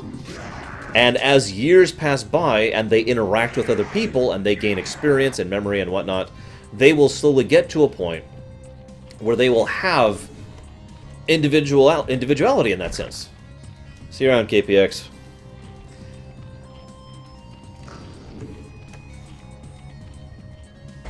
There we go.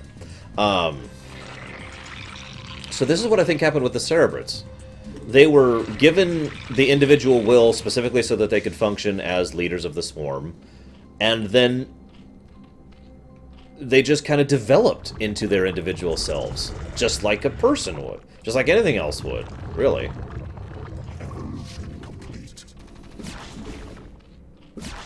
That's just my take on it. So let me just say this. Sunken colonies are like the worst defensive structure in the entire game. I hate sunken colonies. I mean, they're okay initially, like one sunken colony is fine for each of these approaches, but later on, sunken colonies are just junk. Oh, that would be awesome, Reach. I would play that. Absolutely.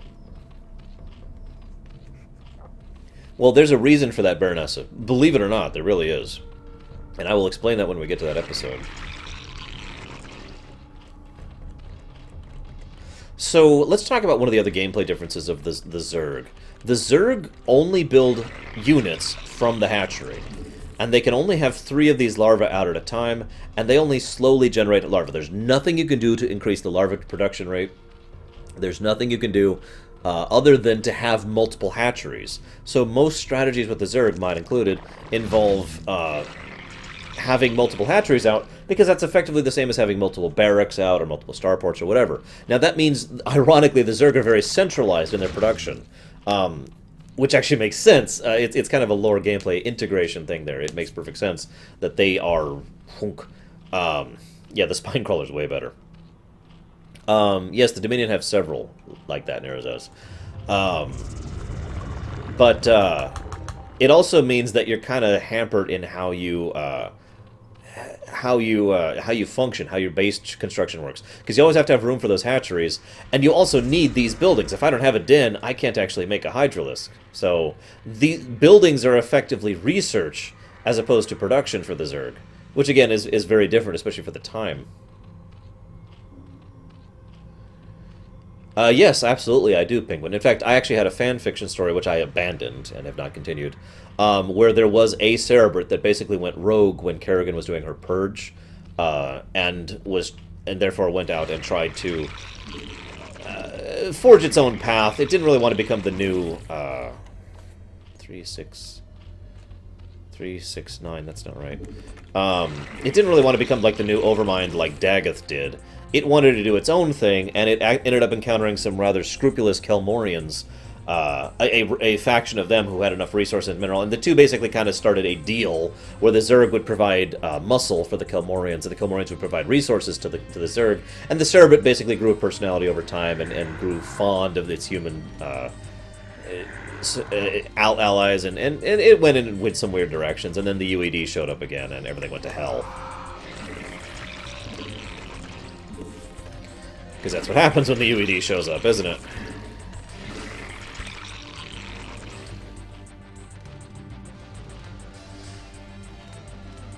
Well, okay.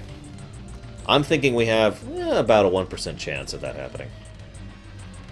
No, Yachiman. There is no such thing as love. Sorry. So, Hydralisks. Most people I knew who played Zerg, primarily back in the day, tended to use one of two strategies. Lots of Hydras, lots of Mutas.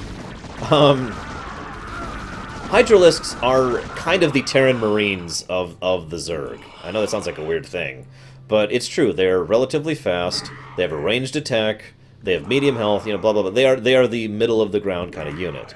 The only catch is Hydralisks are a lot more expensive. They cost a decent amount of gas, and they have a decent amount better health. So, you know, that's a thing. Nope, I've actually already given my predictions, Ventures, but I'll go ahead and re-give them just for you.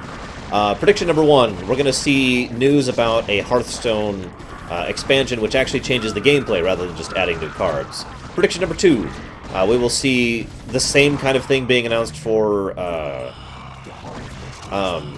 god, what's it called? I can't think. Heroes of the Storm. We will actually see, like, a arcade mode of Heroes of the Storm, just like Dota has already done, Dota 2, excuse me, and just like they've already done in Starcraft 2. Prediction 3. News about the new Diablo 3 expansion, or major patch, depending. Prediction number 4. More Legion news. And prediction 5, we're going to see more Overwatch news. They've actually got a lot to announce this year, potentially at least. Unlike some BlizzCons where there's not really anything on the table, there's a lot that could happen in this BlizzCon, and I am hopeful for all of it. By the way, this is kind of what I meant by the Hydralisks being the Marines of the Zerg. They are just wiping this base off the face of the earth. I gotta be honest, unless I am in a team match where I have specifically been asked to do Zerglings as support, I never use Zerglings as the Zerg, at least in original StarCraft. They're a little more useful in StarCraft 2. But in the original StarCraft, Zerglings are just a waste, unless they're being backed up by a proper strategy with another player, which, like I said, I have done. I used to play a lot of me and Pax, or me and John, or whoever, versus other people, you know, team matches, so you could come up with some really interesting team strategies back in the day. From what I understand, yes, Kimmik.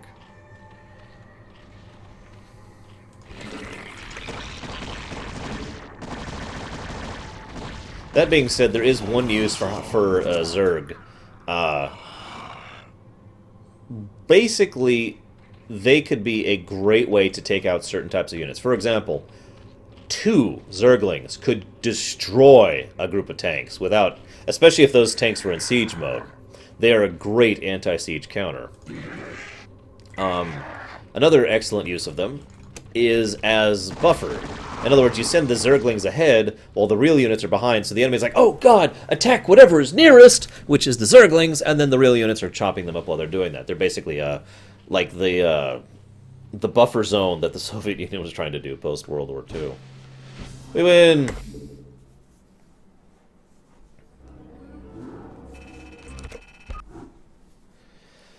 I love the Overmind's voice, by the way. It's one of my favorite voices in all of fiction, right up there with Sovereign. I am well pleased, young cerebrate, and so long as my prize remains intact, I shall remain pleased. Thus its life and yours shall be made as one. As it prospers, so shall you, for you are part of the swarm. If ever your flesh should fail, that flesh shall be made anew. That is my covenant with all cerebrates. Now you have grown strong enough to bear the rigors of warp travel with the swarm. Thus we shall make our exit from this blasted world and secure the chrysalis within the hive cluster upon the planet Char. Remnants of the Protoss fleet still linger within this planet's orbit.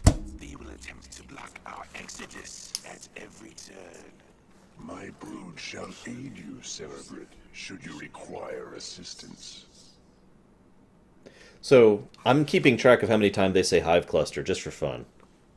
Just for the heck of it. I don't mean like the hive cluster is under attack. I'm talking about in the story, how many times they say it. If I might share a story real quick, do you mind? Maybe I should do that while... Oh, it's this mission! Okay, hang on. I think it does, honestly, Penguin. But hang on, I gotta... Okay. Alright, so I need to do this right. Wish me luck. Do with my minions as you will, Cerebrate. They will serve you unquestioningly. Go now, and bring swift wrath to all who would oppose the swarm. It didn't work. Hang on. I did it wrong. Give me a moment.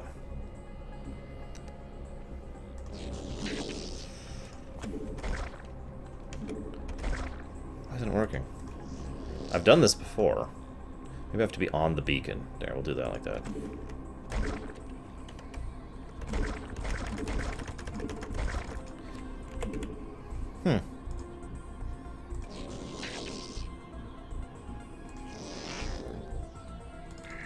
Maybe I need them. Oh! Okay. I think I know what I need to do. Maybe. Give me a moment. I thought I had this.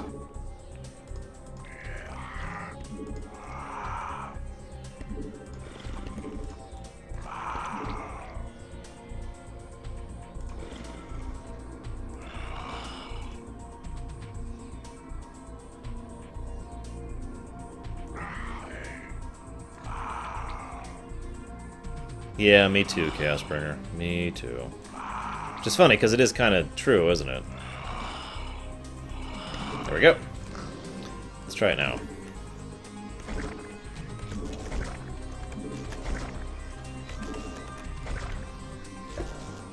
So there's a trick which I'm failing at, I'm not 100% sure why, where if you grab the chrysalid with the drone and build a hatchery on the other beacon, the drone teleports straight to the beacon.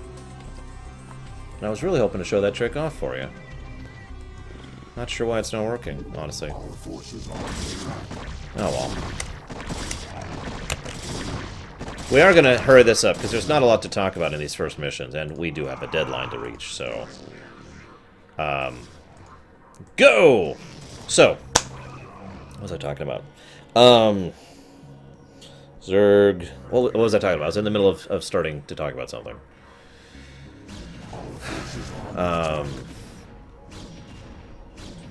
God.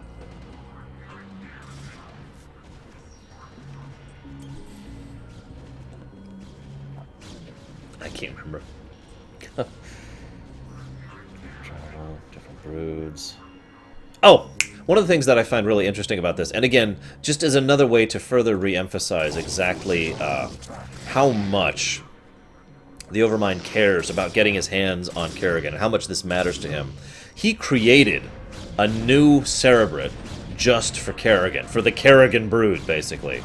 And then he generated an entire new brood, again, just for this cerebrate, so that he would have something to deal with that. And I was going to share the story, too, that's right. Move, Zealot. Ah, Pathfinding! Story. What was the story? Shoot, I've been saving a story and I can't remember what it is now.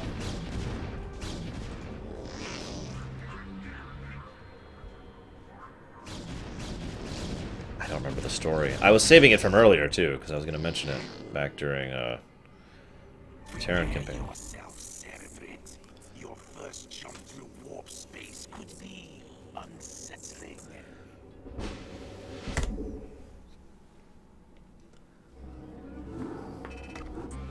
By the way, if I had any voice I could pick in real life, one of the two I would pick to actually, like, legitimately, like, I would totally love to have this voice in real life is the Overmind's voice. So, the Overmind has withdrawn the swarms to char. Behold the power of that which is yet unborn, for the swirling images that flow forth from the chrysalis are only a shadow of the sleeper's true power.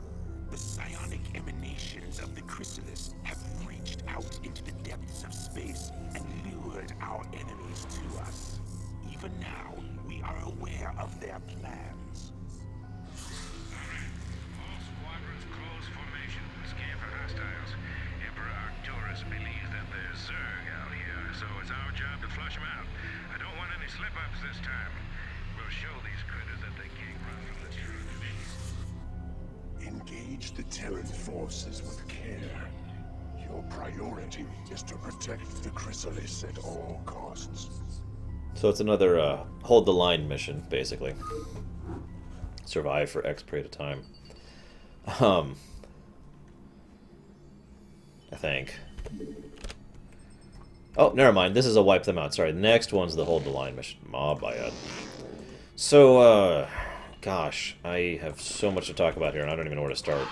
We already have access to mutalisks, like, immediately. Hey, mutalisks! Let's talk about the Queen of Blades. Yes, Overmind is the eyeball. The Queen of Blades is a... let's make this absolutely clear, because this is actually really important, and further emphasized in Starcraft 2. The Queen of Blades is a different entity from Kerrigan. Kerrigan and the Queen of Blades are distinctly different people, okay? That explains a lot of things about the entirety of the series, and is one of the reasons I feel it needs to be re-emphasized. So, the Queen of Blades, if you pay attention, is kind of off, if that makes any sense. Let me try and explain what I mean by this. The majority of the entities who are involved with Duran or Duran's forces have fairly similar mentalities to him, in terms of their personality, in terms of their mindset. Kerrigan is an exception to that. Well, Kerrigan is basically... How do I put this? I should say this. The Queen of Blades. The Queen of Blades is vicious, vindictive, evil, murderous, actually gets enjoyment from killing. And as an addendum to all of this, the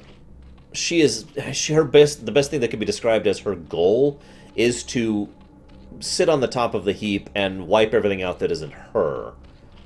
I mention that because that's kind of similar to Amon's mentality in a nutshell, isn't it? Yes, mentally distinct is the important point, Chemic. So in other words, how much... I've heard a strong theory, and I have postulated this theory myself. Tomorrow morning, Nerazos. We're officially in Lorerun mode, so we're going to keep going all day, every day, just like we normally do. Especially since I have a deadline to meet. I've put forth this theory myself, too. It is entirely possible that the Queen of Blades is, if not literally, then effectively, Amon. That if the essence of what Amon is, his insanity, his madness, his personality, his perspective, is in the Queen of Blades, if not his actual memories, because there's no indication whatsoever that his memories are in her. I'm just raising my eyebrow at you, Braven. So, whether that's true or not, I don't know. But I think there is absolutely no denying the fact that Amon and his existence is an influence on her, especially given the fact that she so thoroughly channels the energies of the Void, in addition to her own psychic power, which is one of the main points of her. And she also has so much psychic potential, she's one of the only people who could be effectively a host for someone as strong as Amon. So, you know, that's another point in favor of that theory. So, note, by the way, that the Terrans here are white. Alpha Squadron again, emphasizing the Terran Dominion thing, as we already mentioned. Oh, speaking of which, we also learned quite a few things. Now, that is true, Samurai, although I wasn't even going to talk about that yet. We learned a few things from Duke's little speech at the beginning, in addition to the fact that we had some great sound design. first of all, we learned that there is now this Terran Dominion, which has been fully formed and is ready to go. Whoops, stop. And is apparently strong enough to field an expeditionary force to Char, more or less on the fly. I guess that's true, Titans. I'm a little more worried about Starcraft 2 than 1, I'll be honest. But we'll see how long it takes me. We'll play it by ear, basically. It's another reason I don't want to cheat unless I have to. I'd rather cheat at the end, because I'm running out of time, than cheat at the beginning. Unless it's a boring mission. Let's go ahead and get a little bit of defensination going on here. We also get that implication that... Well, okay, let me put it to you this way. Why do you think Mengsk sent Duke out for her? Kerrigan, excuse me, the Queen of Blades herself postulates that it's because he wanted to reclaim her. That is an interesting thing that I don't think is true in the tiniest little bit. I think it is exceptionally more likely that he sent out... Whoops. He sent out Duke to complete his revenge, to ensure that she died. Oh, so we do. Not only A, because, you know, that was the whole point of why he abandoned her in the first place, but B, now that he has abandoned her to the wolves, he wants to make sure that she doesn't come back and stab him in the back, which is hilarious, considering that's exactly what happens, arguably more than once. And then she blows him up from the inside out. But anyways, oh, excuse me, God, my throat. I may quit a little early today, just because my throat's giving me a lot of issues and I have 7 days of talking to do. So, there is another possibility. There is legitimately one other possibility. It is entirely feasible that Mengsk sent Duke out here to take her in... Well, let me put it to you this way.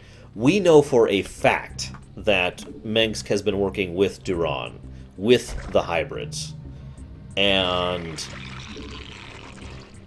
it is entirely possible that he was sent out here specifically because Duran engaged him to. Whether that's true or not is debatable. I think it is more likely that Duran was in charge of the Zerg forces at this point in time, and therefore involved with that. However, I freely admit that it is possible Duran was in charge of working with, manipulating the human forces instead, at this point in history, and that's how he was trying to keep his plot going and furthering his ends, rather than, you know, having the pulse on the Overmind, basically. Either of these are possible. I don't know which is true. I only postulate for your speculation. It is, of course, also possible that there's a much more mundane explanation, aka Mengsk sent Duke out here just to take her, simply to take her and experiment on her. Now, it's actually mentioned later that Mengsk was aware of her, because she was actually deliberately reaching out to him psychically. Him and Raynor, actually. And so Mengsk actually was aware of the fact that Kerrigan was out here.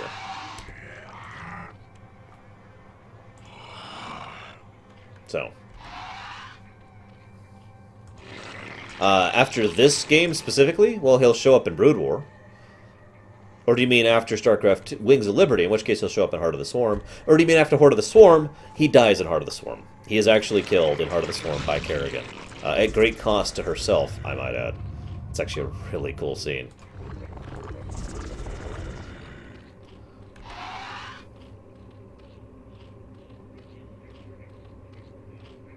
Evolution complete. Evolution complete.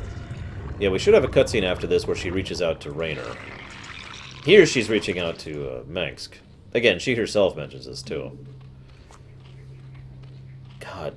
So Zerg are actually really gas-heavy, which actually makes a lot of sense, given the speed with which they can expand, and the fact that in lore it would make sense that the Zerg require more gas to keep their high metabolism and energy going than minerals to actually physically construct their new bodies and whatnot.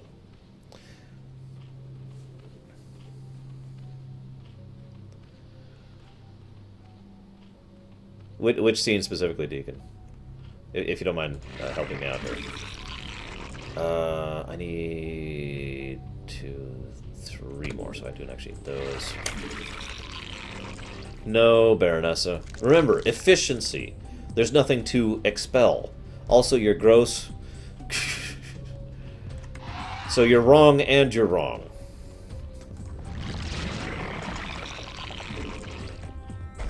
One thing another convenience feature StarCraft 2 added, if I want to build a building here, I can. However, in StarCraft 2, if I do that, the units will be like, oh, you want to build here, and will automatically move out of the way. StarCraft 2 wasn't the first one to do that, I just pointed out.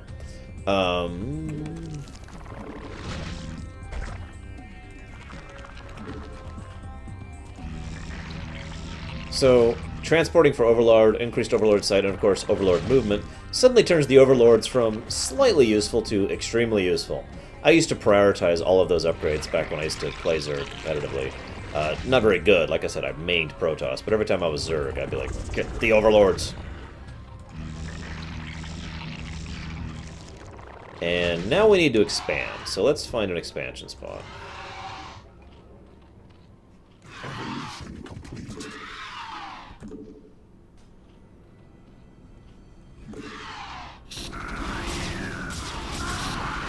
Okay, found a spot. Mutalisks are extremely glass cannony. They are only useful in huge numbers.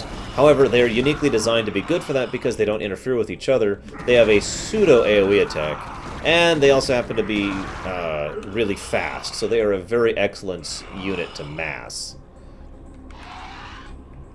Like I said, I almost always use mutas as my response units.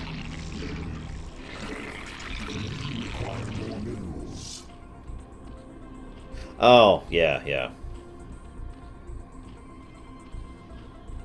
I'm with you, Deacon. I like that scene, but I agree it could have been more, absolutely.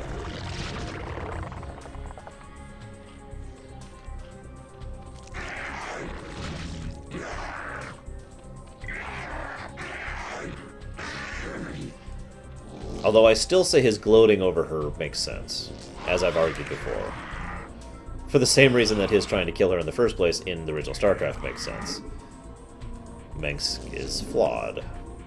Whoa, there's a... Oh, run! Run! Oh, God, run to attack. Oh, God, run to attack. Oh, God, run to attack. I didn't... Oh, okay, bad. Bad.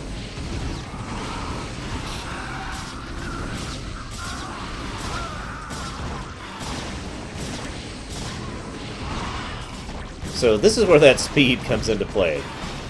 And again, why mutas are an excellent fast attack response unit.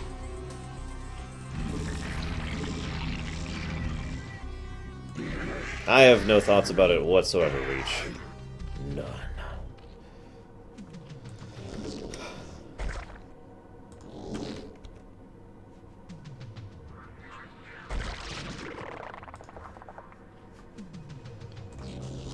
One of the interesting downsides of the Zerg is they have to consume a worker in order to build anything. So they make a worker, which takes time, and then they have to lose them. So more resources, more time. Which is one of the obvious downsides of the Zerg overall.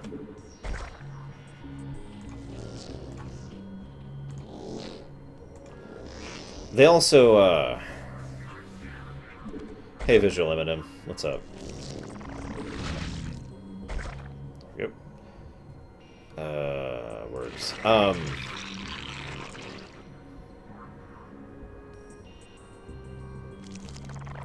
am having real trouble concentrating right now. I'm sorry, guys. I'm probably going to stop after this mission, based on how I'm feeling right now. Both because of my throat and the fact that I only got about 4 hours of sleep last night. I hope you guys have been finding this entertaining so far. Hopefully.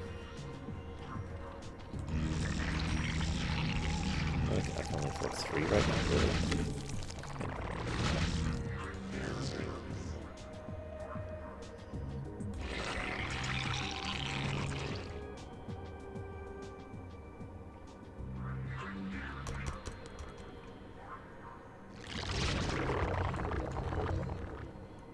Who said the Zerg were about efficiency? Oh, right, I was talking about Zerg biology. One of the other things I love about the Zerg is they're one of the only forces that it makes perfect sense that they're this unstoppable death machine in lore. 5.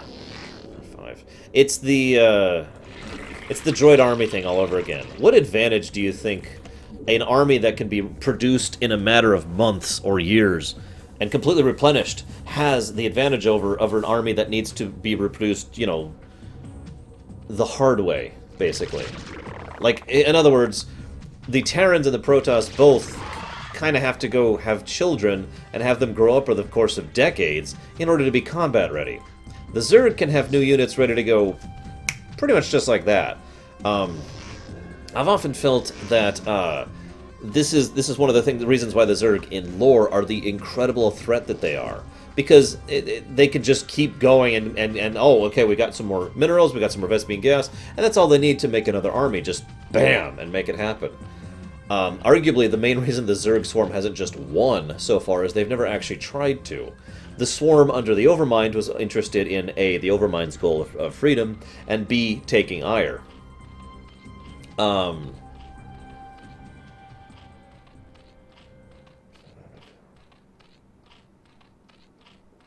Oh, yeah. Number two, the Zerg that were underneath the Queen of Blades, again, weren't interested in winning so much as interested in removing certain elements from power and consolidating their own power base. And then they just were content to sit back and do nothing for years. Which we'll be talking about as usual when we get to Heart of the Swarm. Oh my god, stop attacking me.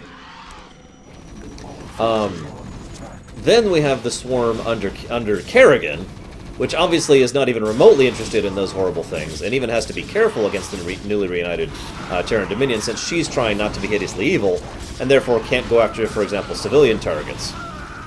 And of course we do also have the swarm under Amon, although that's debatable.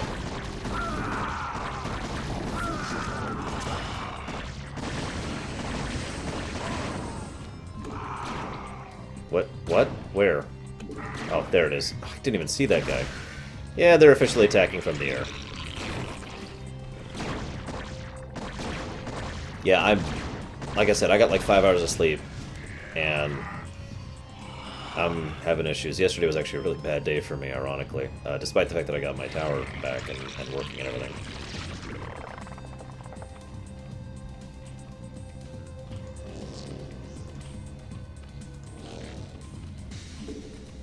So now they're attacking with air, so we have to actually start getting air defenses going. You know, ironically, this is a really tiny map, but we're so resource-starved that I can't actually field a proper force yet. I mean, I guess I could. Maybe I should do that. I'll do that in a minute.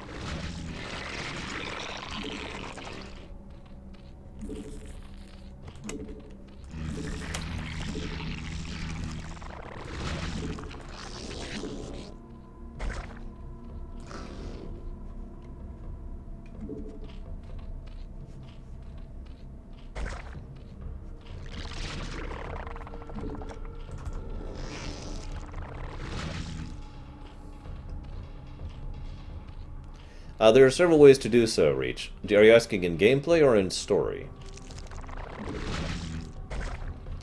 Basically, I'll go ahead and answer the gameplay question first. In gameplay, the most efficient way to cancel out a Zerg rush is to have a response team whose only purpose is counterfire. In other words, a Zergling can be taken out by, by a good fire bat or whatever. A Hydralisk is vulnerable to mass melee attacks, etc. Each type of Zerg unit has units that are pretty good to counter it specifically. Ergo, you just have to be ready for it and be ready to hit it back on and be very careful with your micro in focus firing the hardest parts of the Zerg swarmed out. It's also worth noting that a Zerg rush usually will fail against proper defenses. That being said, there are certain types of assaults in the original Starcraft that you just can't defend against. One of my favorite examples of this is the full-on Muta Rush. If you can hit the enemy with 36 Mutalisks in one swarm, and it is very difficult to properly defend against 36 Mutalisks. Possible, but not the easiest thing to do in the world.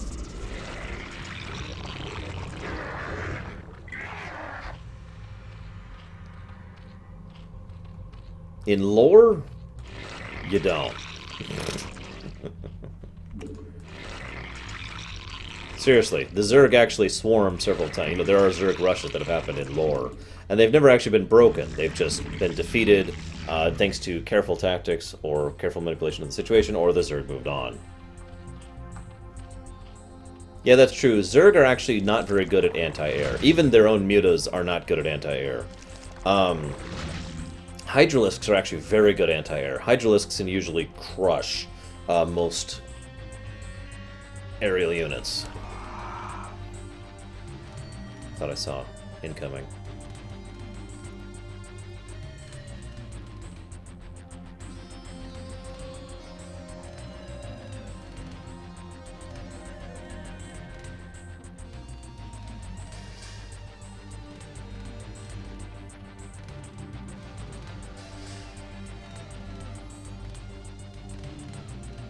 Let's see.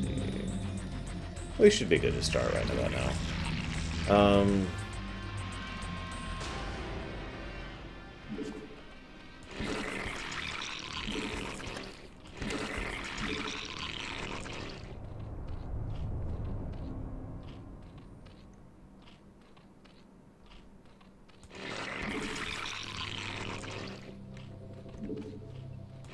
There we go. Okay, we're good, we're good.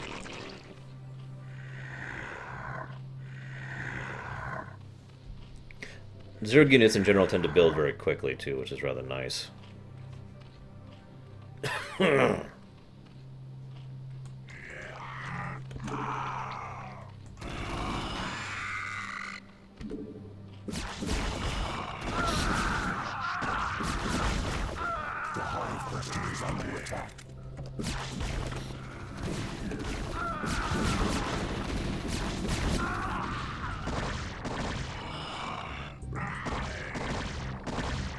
Oh yeah, by the way, the siege tanks in siege mode have a minimum range, so if you get inside that, they can't attack you.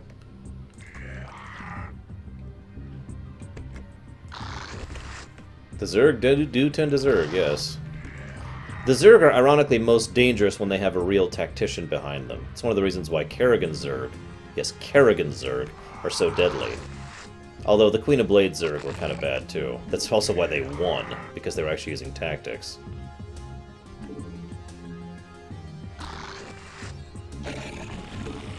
Let's get moving then.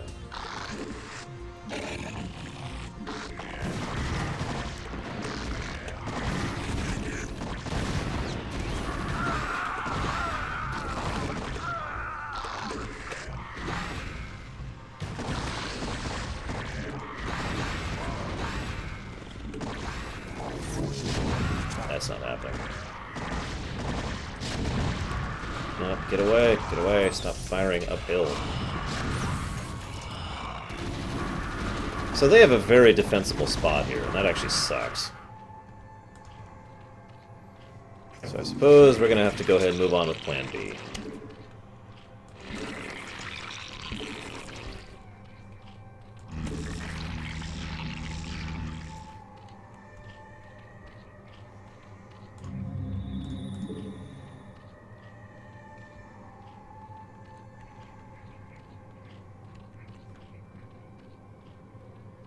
What time is it? God, yeah, I've been streaming basically all day. Okay, so there are two individuals who are called Kerrigan. One of those individuals is Kerrigan. And then there is the Queen of Blades, who is a completely distinct, separate individual from Kerrigan. Make sense? Now that being said, the Kerrigan Zerg are the ones we control in Heart of the Swarm. The Queen of Blades Swarm is the one from Brood War. It's kind of like how there's multiple hordes over in Warcraft. You know, there's the Fell Horde, the Demonic Horde, the Real Horde, the Iron Horde. Oh god, back up, back up. The right to here.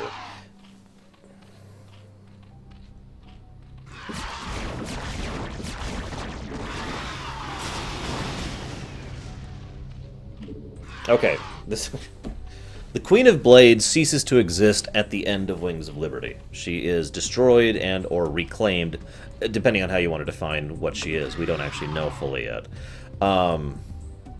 Oh, never mind. Never mind. Anyways, that's when the Queen of Blades ceases to be an individual entity. Kerrigan is the actual, you know, that person, obviously. Wow! I'm just gonna die now.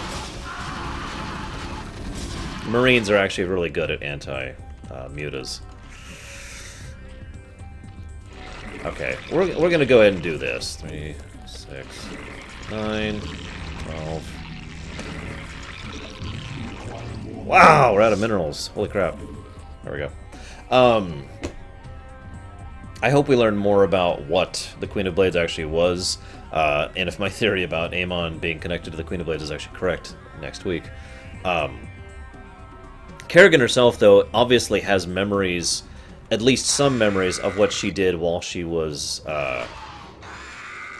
infested. At the same time, though, it's implied that most of her memory has been completely wiped from her actions as the Queen of Blades, which would make sense, especially given the completely separate entity thing I mentioned earlier. However, one thing that isn't fully verified is if Kerrigan is the same person before and after. Where?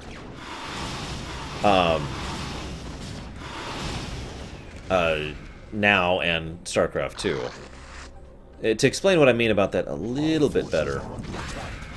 Oh my god. Screw you.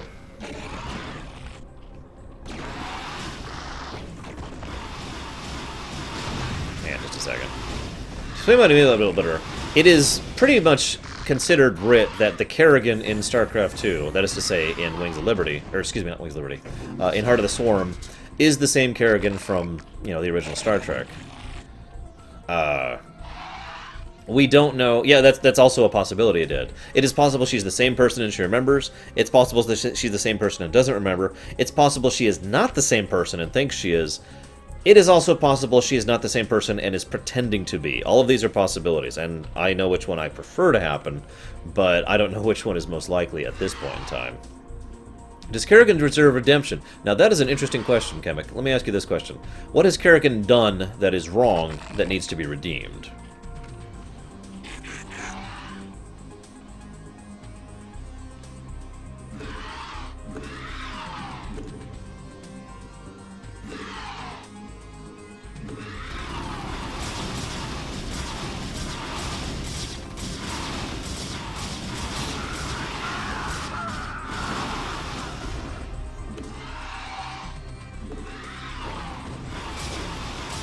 Kerrigan hasn't killed millions.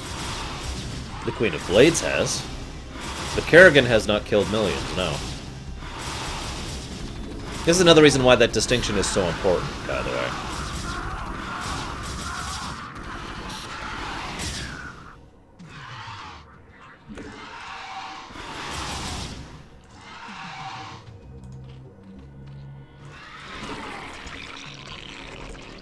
Oh, God, they're already dead.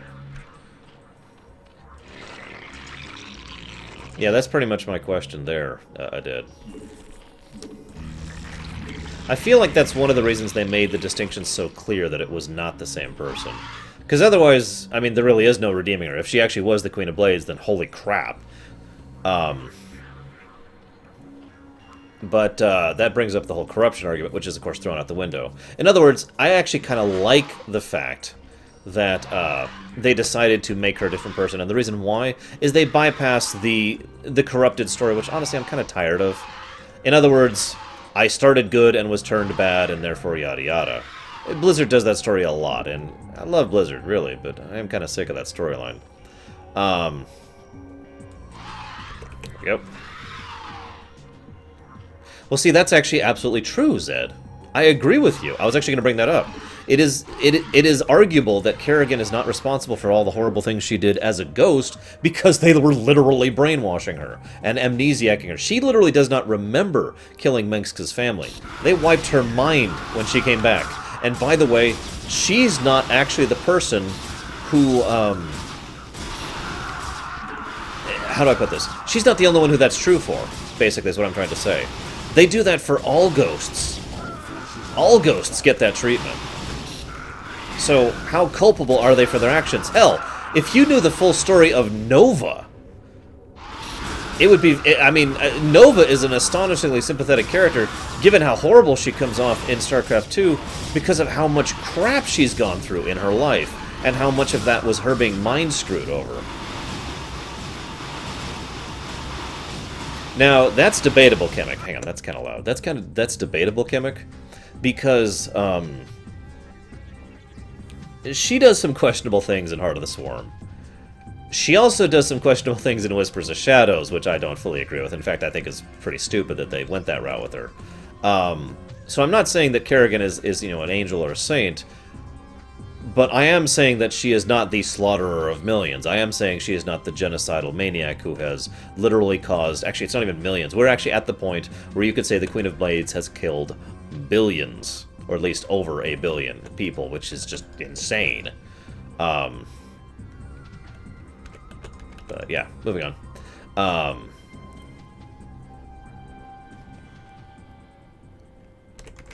and take that one out. But regardless of the reality of blame or whatnot, whether she deserves redemption or not for the actions she did in Heart of the Swarm is much more of a judgment call than I can just lay down myself. All I can give is my opinion on it. I do think her actions are very understandable in Heart of the Swarm, for reasons I will go into when we get there.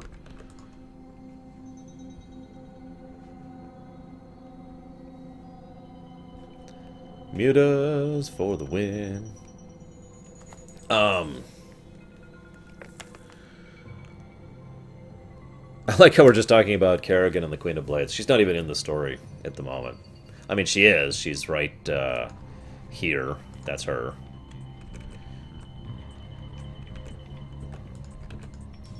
So this is going to take a minute. I don't remember if Tosh was mind-wiped. I know, for those of you who don't know, Nova and Tosh were actually lovers at one point in time. And then she was mind-wiped, and then things kind of went bad between the two of them because she was freaking mind-wiped. God, Nova went through so much hell in her life. It's really kind of messed up. Just another reason why the Confederacy was ridiculously evil. And the Terran Dominion is also evil, because they kept going with that stuff. Yeah, no kidding, War Waiter. I really, really, really, really hope that in something in the future, we see Nova have some kind of redemption thing. Like, her memories returning to her is all I'd ask, really. Because, oh, shoot, I didn't turn the sound back on in time. Hold, cerebrates, do not pursue them. Cerebrates, you must stay and relocate the chrysalis to a more secure location. Dagoth shall deal with the remaining Terran forces. Yeah, we will be discussing the mutations of Kerrigan into the Queen of Blades when we get to Heart of the Swarm, because it's a major plot point of that. So like I said, this is my last one for tonight. I need to get some rest, and I need to get some food in. I need to rest my throat. Tomorrow, 11 a.m. Eastern Standard Time, as usual, to continue with the Starcraft lore run. I hope you guys, join me. I hope you've been having fun. I hope to see you there.